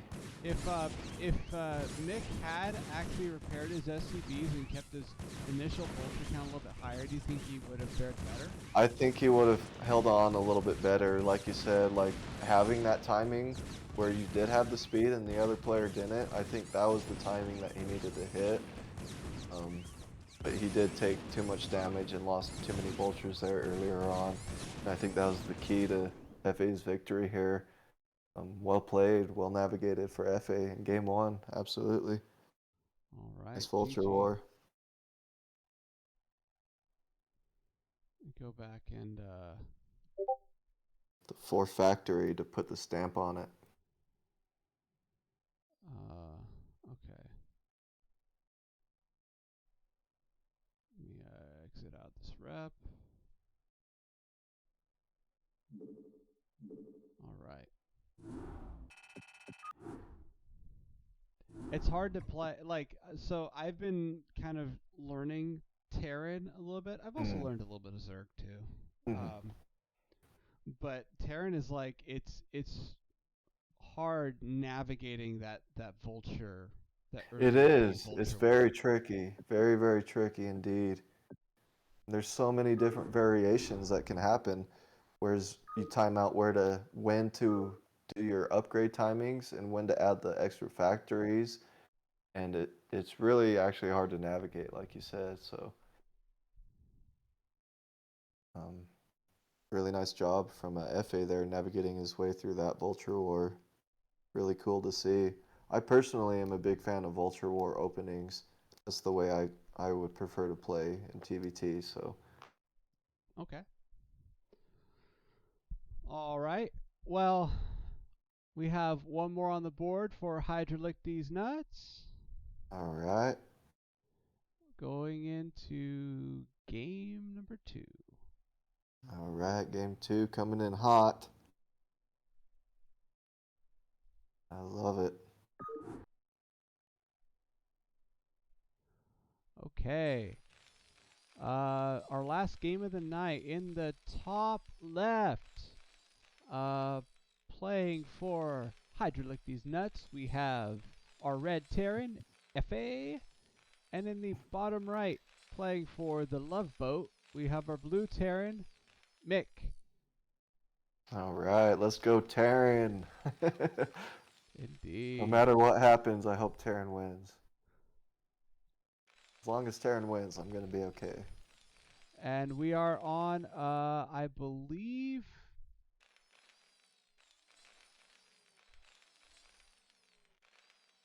this is Paradiso, but it could be retro. Yeah, yep, I saw it was Paradiso. Okay. Yep.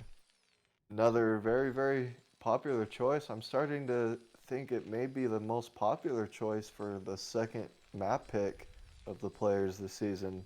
So far, I've seen it quite a lot popping up.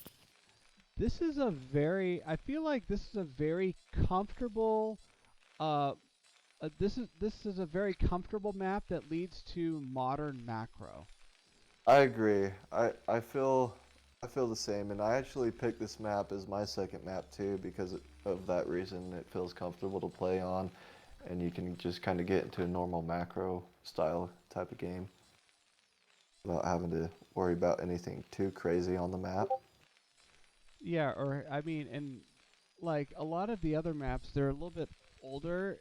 If they feel a little bit older style, and that your third and your fourth, depending on the map, are really far away to get to. Yeah, that makes it hard too. I tend to veto maps that have their third base really far away. So I hate having to struggle to take my third base. So we have standard scout timing. It looks like out of both players. Yep, both players doing the same build. They did 12 gas, 12 gas, 13 scout. Another player's doing that 14 scout like I was talking about earlier, just to get a little bit better economy, but not that big of a deal. 13 scout definitely just kind of ensure that you're able to get inside the player's base most likely, And they'll probably only have the one Marine done. So the players looking like they're probably going to be getting second scout. And let's see if that SCV can actually make it inside of the main. FA does not have a Marine done. He went a little bit greedy with getting that factory a little bit earlier, but now his Marine popped. Oh, it is going to be able to get in time, so he could potentially block the ramp, but it looks like the SCV is going to slide right by. Meanwhile, Meek Terran did block his ramp, so he denied scouting information from FA, which is actually really huge. He doesn't know if Meek Terran is keeping his SCVs mining gas right now, so he will be a little bit in the dark as of right now. Meanwhile, Meek Terran gets a nice full scout off of FA and sees what is going on, sees that he's factory expanding, and it looks like Meek Terran is going to be doing the same thing. Cross map here on Paradiso. It will come down to kind of when they decide to throw down that add-on again, if both players are going to be doing the Vulture War, and when they're going to be adding on those extra factories, and when they cut their gas. You have to be really managing these little details when you're playing this Vulture War. You have to actually kind of watch your gas. So you see FA here has a little bit better gas as far as minerals to gas ratio goes. Meek Terran, actually his minerals to gas looks pretty even too. It looks like he will be throwing down some more factories here very shortly. There he goes and does spend it. So yeah, both players' economy looking pretty strong. And they are going to be looking to do some Vulture Wars again, it looks like. So we have the 3 factories being started faster for Meek Terran this game. Let's see if FA decides to make a lot of Vultures this time before add-on. So far, I think he's made the 3, and he is continuing to make Vultures non-stop, throwing the add-on on the second factory as it finished. So if Meek Terran ought to be starting the speed upgrade very soon. Have that done a little bit before FA. But nice little engagement there from FA, picking off those Vultures and moving back. Nice job. Both players. Yeah, and this is good. Keeping the SCVs being pulled from blue is actually really nice damage, allowing red to get a slightly better minerals right now. So FA looking to get up to that 3 factory production. Both players actually started at their speed at the same time. So I think Meek Terran is missing out on a little bit of optimization on his minerals. See how he has so much gas right now. I think he should have pulled some SCVs off of gas a little bit earlier again, but right now he has so much gas and nothing to spend it on. So I think a little bit of a mistake from Meek Terran as far as that goes, but let's see if he can keep up on his macro this game. FA is going to be throwing down that 4th factory, and so far Meek Terran didn't lose too many Vultures earlier on this game, so he's looking like he has a little bit better chance than last game. But these extra factories from FA, once they kick in, could be actually really huge. The fact that Meek Terran isn't able to afford it due to the gas imbalance, unfortunately, isn't going to be able to afford those extra factories. So he's even trying to transition out of Vulture War right now, going into Armory production to start making Tank Goliath. I think that's a good decision. If he's just going to have to play defensive here, I don't think he's going to be able to push out against this many factories from FA as of right now. So I like the decision making from Meek Terran. FA has a nice barracks placement right inside of Meek Terran's base, and it looks like he's just going to go for the trade right now, and then just kind of keep sending the re-rally. So far, it looks like the unit count is just about even, but red may be coming out on top just barely. Let's see if the re-rally, the re-rally's Goliath, so they may be able to save this attack from doing too much damage here. Nice target firing from FA though, gonna take down one of these Goliaths. And FA is continuing to keep up the pressure here. See if he can get another Goliath. It looks like he may just not be able to. Nice hold here by McTerran. I like the decision to switch into Goliath, knowing that probably wasn't going to be able to win just on Vultures alone. Right. Right. Or at least hold. My understanding is that Goliaths they're a little bit more durable than Vultures while not being terribly expensive economically. Yeah, I mean, they can definitely hard counter the Vultures, but when it comes to laying mines, if there's like a huge group of mines, then they need to be a little bit careful about moving out. But other than that, they're actually pretty good at clearing mines in small numbers. So you can kind of just A-move them. You don't want to just completely A-move them across the map. You kind of want to be very careful about moving out little by little. But you can eventually clear those minefields that way. But this is actually a pretty dense minefield from FA. So this ought to be holding out the Goliaths back from just kind of moving out like I was talking about. They're not just going to be able to A-move and clear these mines out right away. So far FA still has the semi-contain.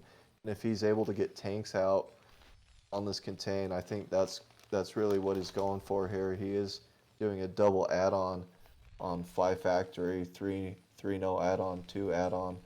He's going to be up going into a tank Vulture, eventually tank Goliath to have some air support. Meanwhile, Meek Terran just playing defensive, trying to eventually break out of this contain before it comes too deadly. He has a high count of Goliaths, so I think once he gets the scan, that's going to be his timing to move out. And if FA hasn't been able to get the contain by then, FA may be in a little bit of trouble.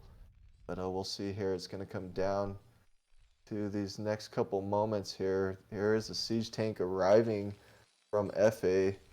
Now, one siege tank by itself isn't too scary, but if he gets a nice arc here and he's able to contain that Terran, that's when it gets really hard to move out. But now Meek Terran may have hit a sweet timing where there's only the one tank. These mines getting cleared up pretty quickly. So far hasn't lost a unit. There goes one Goliath. Not bad. And the tanks looking like they're struggling to get into position here. So far siege mode is not done for FA. Unfortunately, a little bit of a mistake. Still waiting on siege mode. Meek Terran has siege mode done. Both players +1 attack is pretty close to being done. Oh, but this is nice job from Meek Terran forcing FA's army back and denies the contain. That was absolutely huge in this moment of there. If FA had got that contain, and it's approaching on GG timing. But a nice job breaking out that contain from Meek Terran here. Okay, so for McTerran, what we've done is we're putting mines around possible 3rd and 4th locations. Looks like trying to slow down some expansions. And we are taking a 3rd. We have our 3rd CC up, and we're still on 5 factory.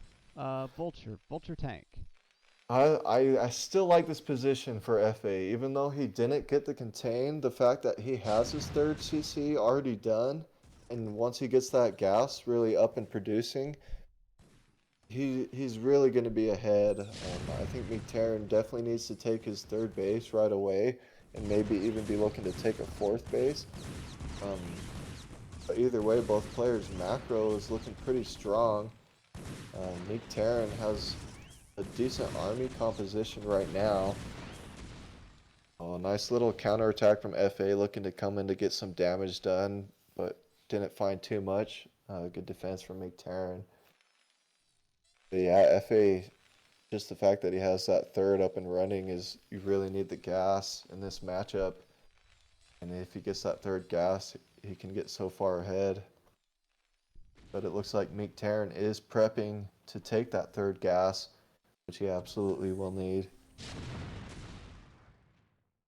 And both players kind of just getting a nice defensive posture in order to gear up, let that third expansion start to kick in. And now it comes to the part of getting your tanks out on the map and getting map control here. Let's see who can kind of get the better positions on the map, because in this matchup, that's 100% what it comes down to, is just positions. So meanwhile, both players kind of continuing their factory production, no one making like a race switch or doing dropships or anything like that just yet. Both players just macroing their ground army, keeping up their upgrades going. I like the fact that McTerran getting his vultures kind of out on the map, get a little bit more vision and lay some more mines is going to be really nice. If he can find this third base, it's actually so exposed there. Could actually get so many SCV kills if he just runs right up. But let's see where he's going to go with these vultures. There is a little bit of an area that's unprotected here from FA. A little bit of a stalemate as of right now. But I think if he finds that third base unexposed, he's going to just send it right away. Let's see if he's able to identify that spot or not. Terran looking to kind of sneak his army around the bottom side, actually. If he can get into that exposed area of FA, that actually might be a game-winning position to be in. So see if he can get it. Oh, FA realizes that he has the weak spot there and wisely moves his army over to stop Meek from getting up in that position. He is going to lose the high ground, but at least he's going to stop the tanks from moving further down to stop his re-rally. So that could be absolutely critical. Nice job from FA there in response. McTerran's army. Both players got their third base up and running. So it feels like McTerran, he could potentially threaten this tank out on two fronts with tanks of his own. What are your thoughts on that? I mean, you definitely can decide to go for the army trade if you're feeling like you just have that much of a lead. Generally, you'll see players just elect to not go for the trade and just continue keeping their position and try to further in that way. But yeah, you do see players gather their whole army and go for that style where they're just looking to bulldoze their way through tank lines around the map. So far, both players kind of playing the style of just kind of maintaining their positions on the map, setting up big tank lines. But yeah, definitely you do see that kind of style for sure from Terran. So we are on 8 factory, 3 base for both players. Yeah. And I do know that McTerran did get his comsat. Sorry, his not his comsat, his control tower with the starport. And he got his science facility a little bit faster than FA did. Okay, and he just started his +2 attack weapons, it looks like, in the production tab.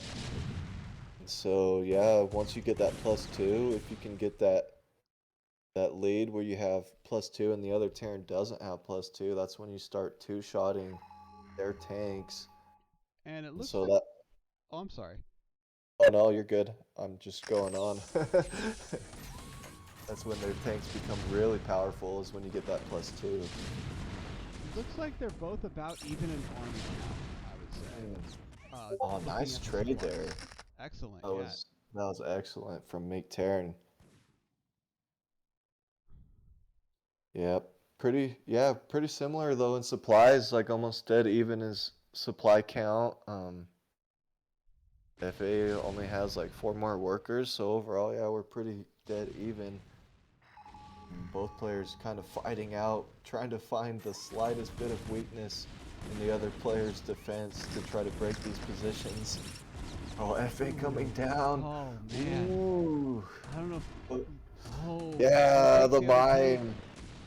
And the mine. That first engagement hurt, but at least now he's getting this high ground area, which is going to actually be really nice. So, yeah. FA kind of closing in like a boa constrictor, just kind of slowly closing in the area that Terran can move out on the map. I like this from FA. I like Make using Terran.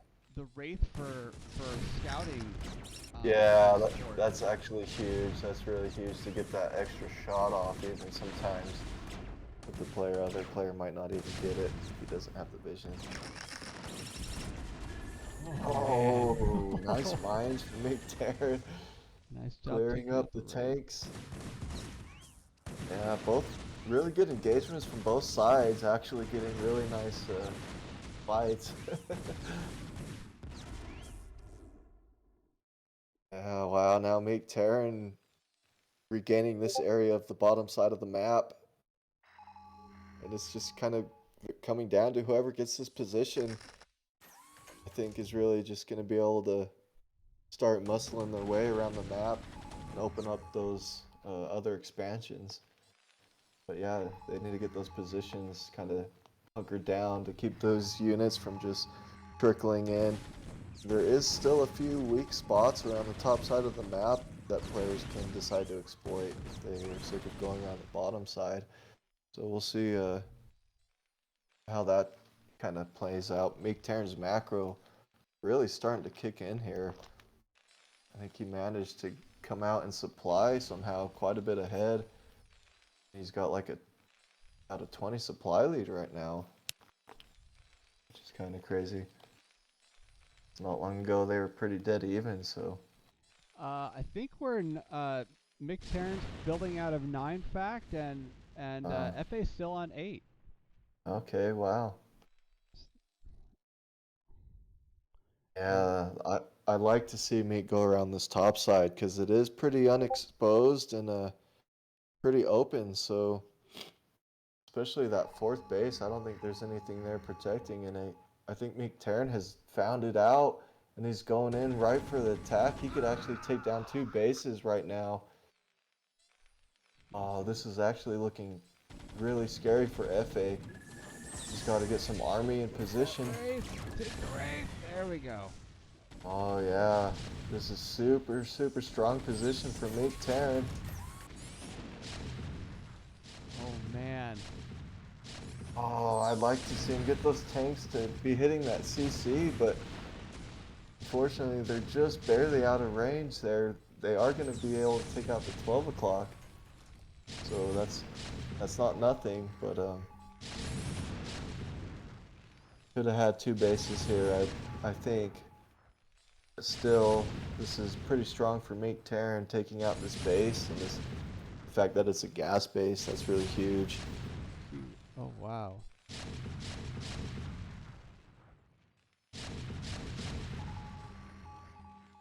And the fact that McTarrant is double expanding behind this. Wow, GG!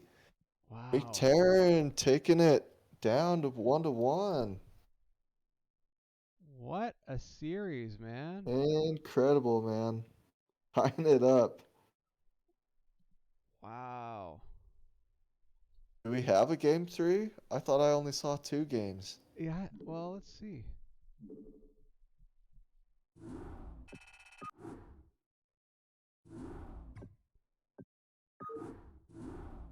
Oh, man. Maybe Oh, it do is have- there. It is there. Yes. Okay. My bad. I just didn't see it. I was worried there that we didn't have the game 3, but now hold on to your seats, ladies and gentlemen. We are gonna have us a game 3. So Epic TVT series.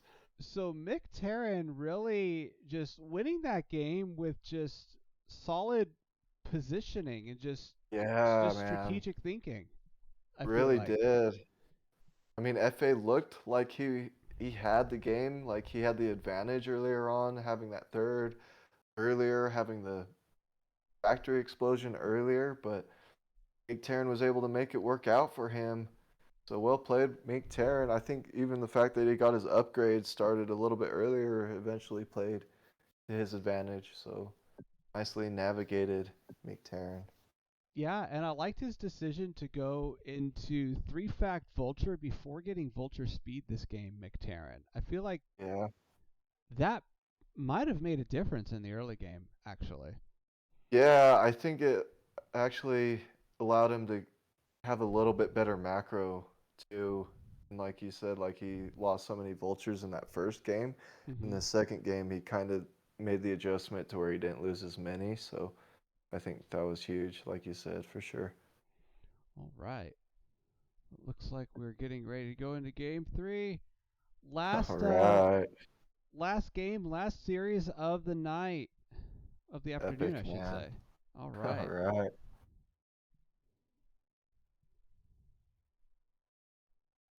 Looking good. Oh, and we are on Sandstorm. Oh my God. Someone pick Sandstorm. That's a Terran. That was FA. FA picked Sandstorm. All right. the the one map where you can't build Goliaths. No. I mean, if it may not be the worst thing having to just micromanage your units to go around that bridge, but I find it personally to be such a pain.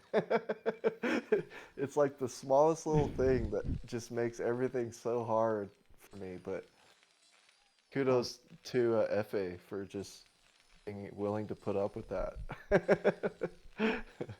okay, so in the top right, securing a win in game 2, tying the series up, hoping to close it Yes. out in game 3. We have Mick Terran playing for the Love Boat.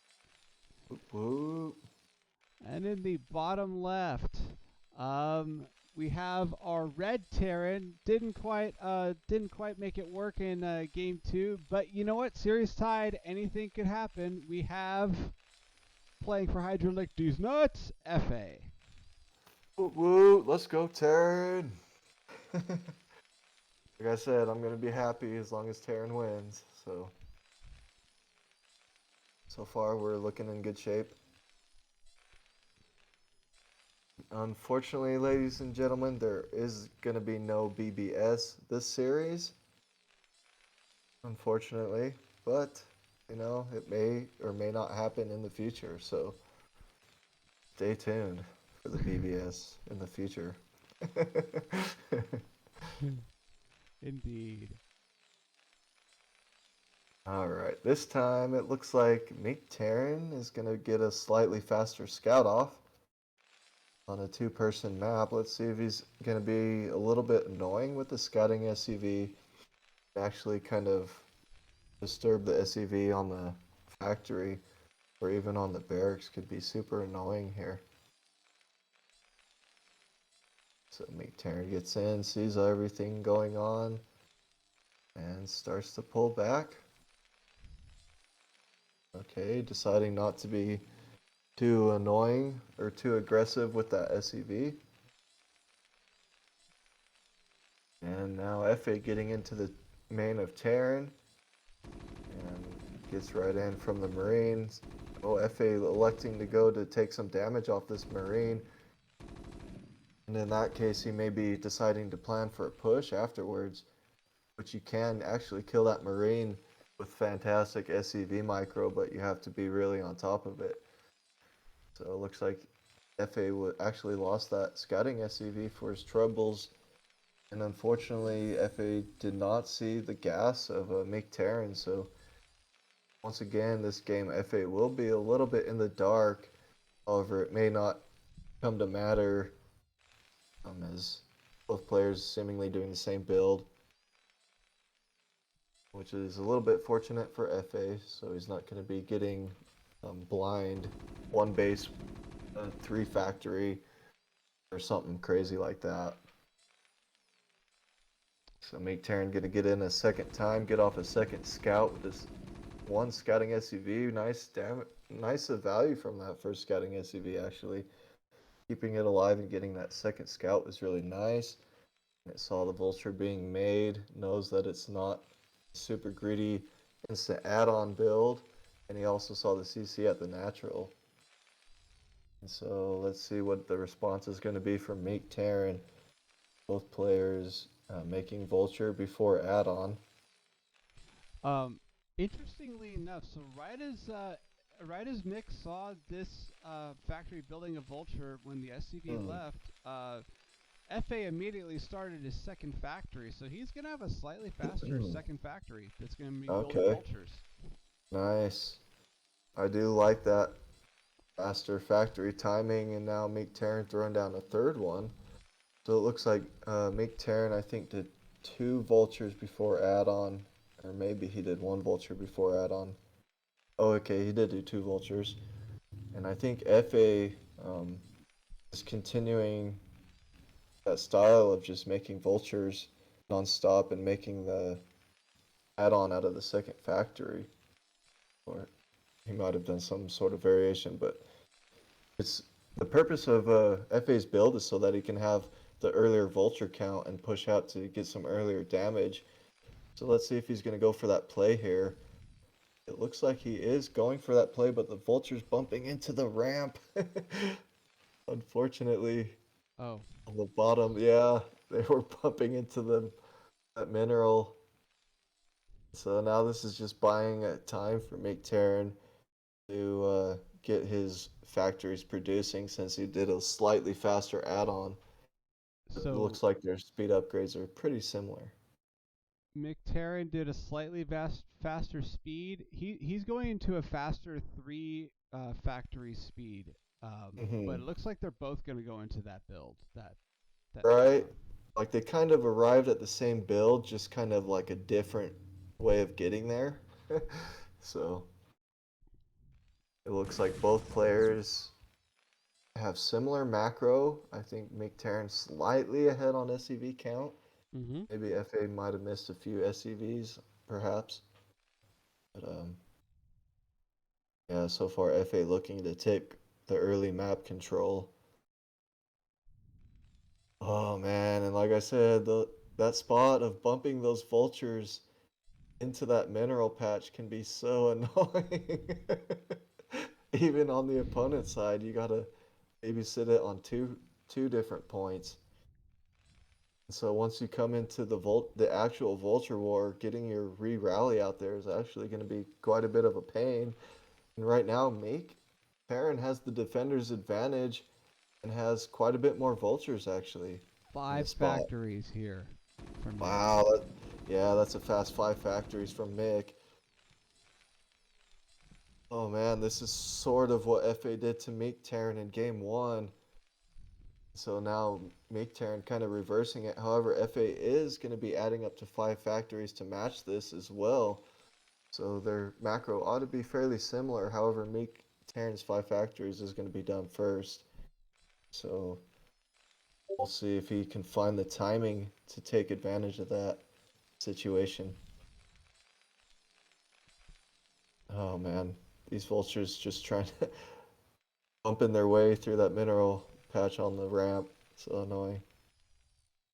And here we go, Meek Terran looking to move out. Making the Goliath switch. Oh, nice positioning from FA there on high ground. Meek Terran doesn't realize it, but he has the sheer numbers to muscle his way through that, but I definitely respect him just kind of not pushing up the high ground yet. FA even has mines done right now. We've got to be careful sending that Marine in with these against mines, but didn't take any too crazy damage. And now Meek Terran's vultures are just so many. FA's gonna tap out. GG's called. Just Well played. well played, both players. Yeah, they're just Incredible. pure macro and production out of McTerran. That's amazing. Yeah, sick timing on that 5 factories. Did a really nice timing there. And On executed really well. on both 3 and 5. Like he just like kind of went 2 vultures, went right up to 3, and then built that add-on, and then double factory to go up to 5. It's just beautiful build out of Mick. Right. No kidding. All right. So we Oh, have well played. Meek Terran taking it for Love Boat.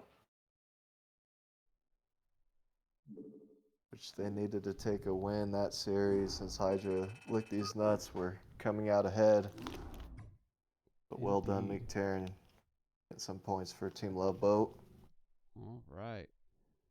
So here we go. Updating the scoreboard. All right. So for Love Boat, we have very happy to be able to write a 2 here for this team. Awesome. Well done, McTarren. Well done.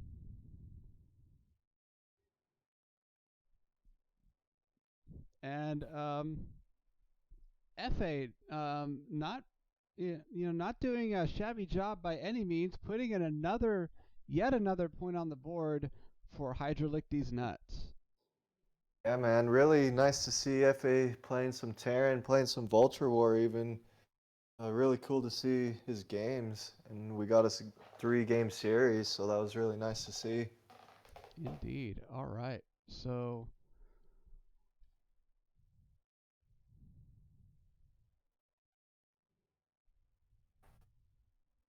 and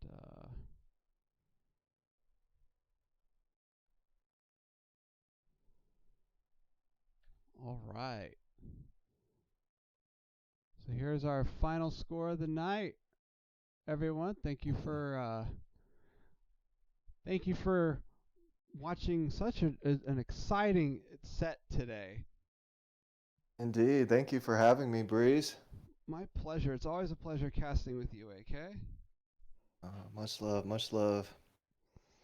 5 points for Hydralick these nuts and 3 points for the Love Boat in tier 3. All right. Nice. Nice. Okay.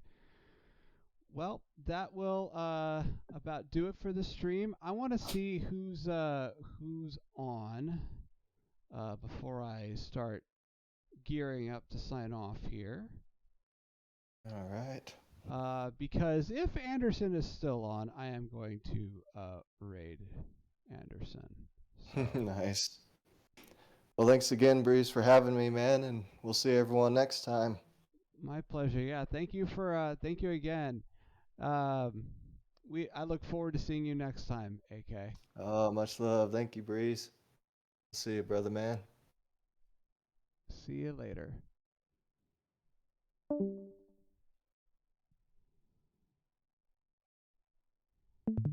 right. There we go. All right. Where is You should be dead. But you fought your way back. Why? Let's find out.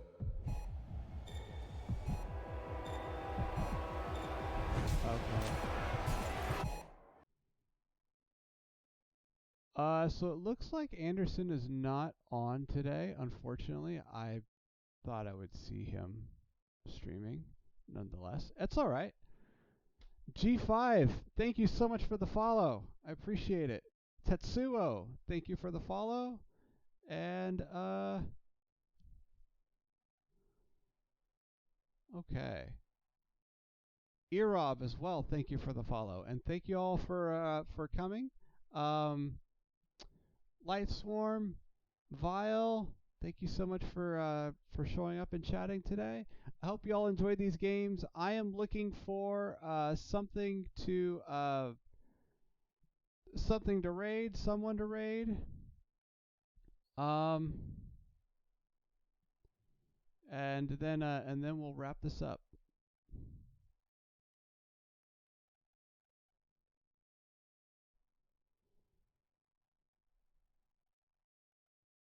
Let's see who. Oh, there we go. Perfect. We're gonna raid DeWalt because DeWalt is on and DeWalt is awesome. All right. Thank you so much. We are going to now wrap up. So I do have another cast coming up with Deadweight on Sunday. Oh, he's casting NSL next. Well, you know what? Okay, I'll raid I will raid Anderson instead. Because I want to give him some love. So what we'll do, I'll just kind of keep an eye on when his stream starts. Right now, I see him not live at all. I don't, but like I want to raid him. I want to raid him and do the and move this on into the next NSL cast. Hold on.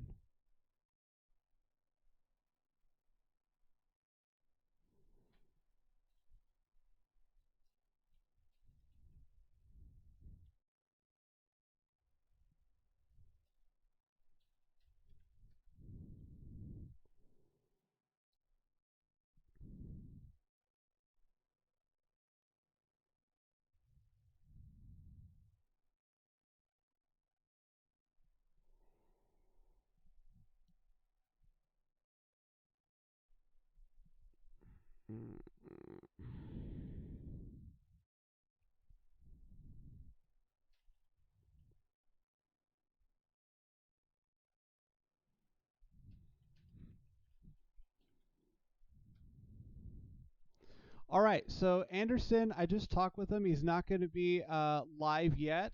He's going to be live in 37 minutes, about 40 minutes from now.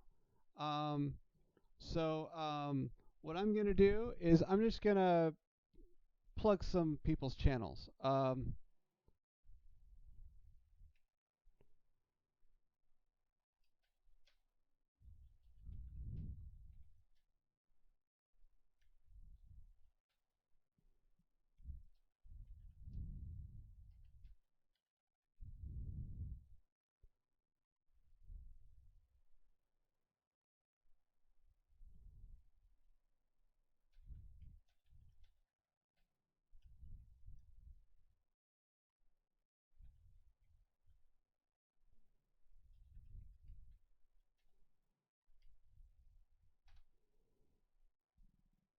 All right, cool.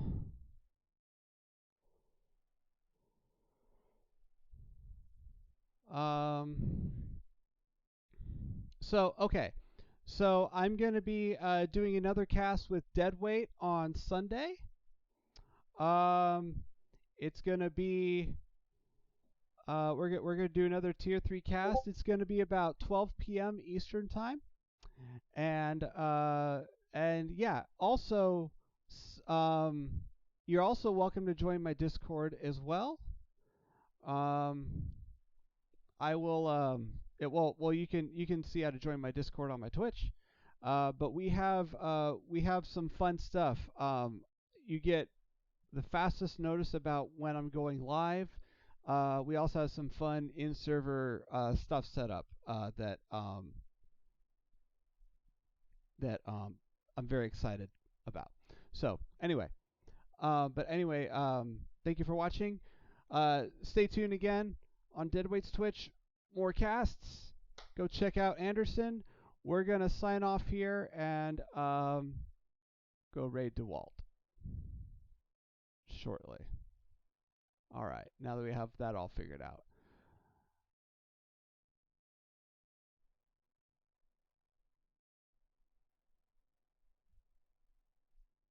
Okay. Till next time, stay safe and take care.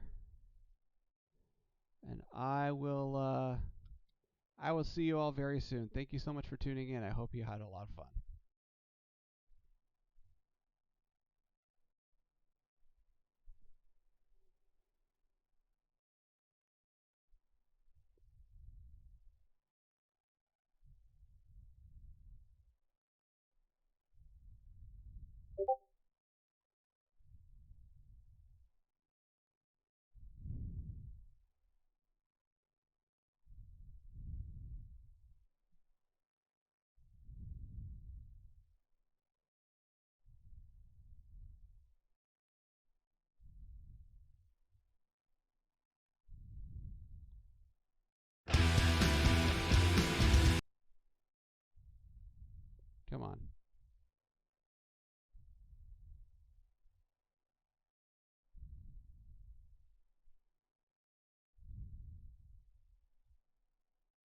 All right, I guess that's it.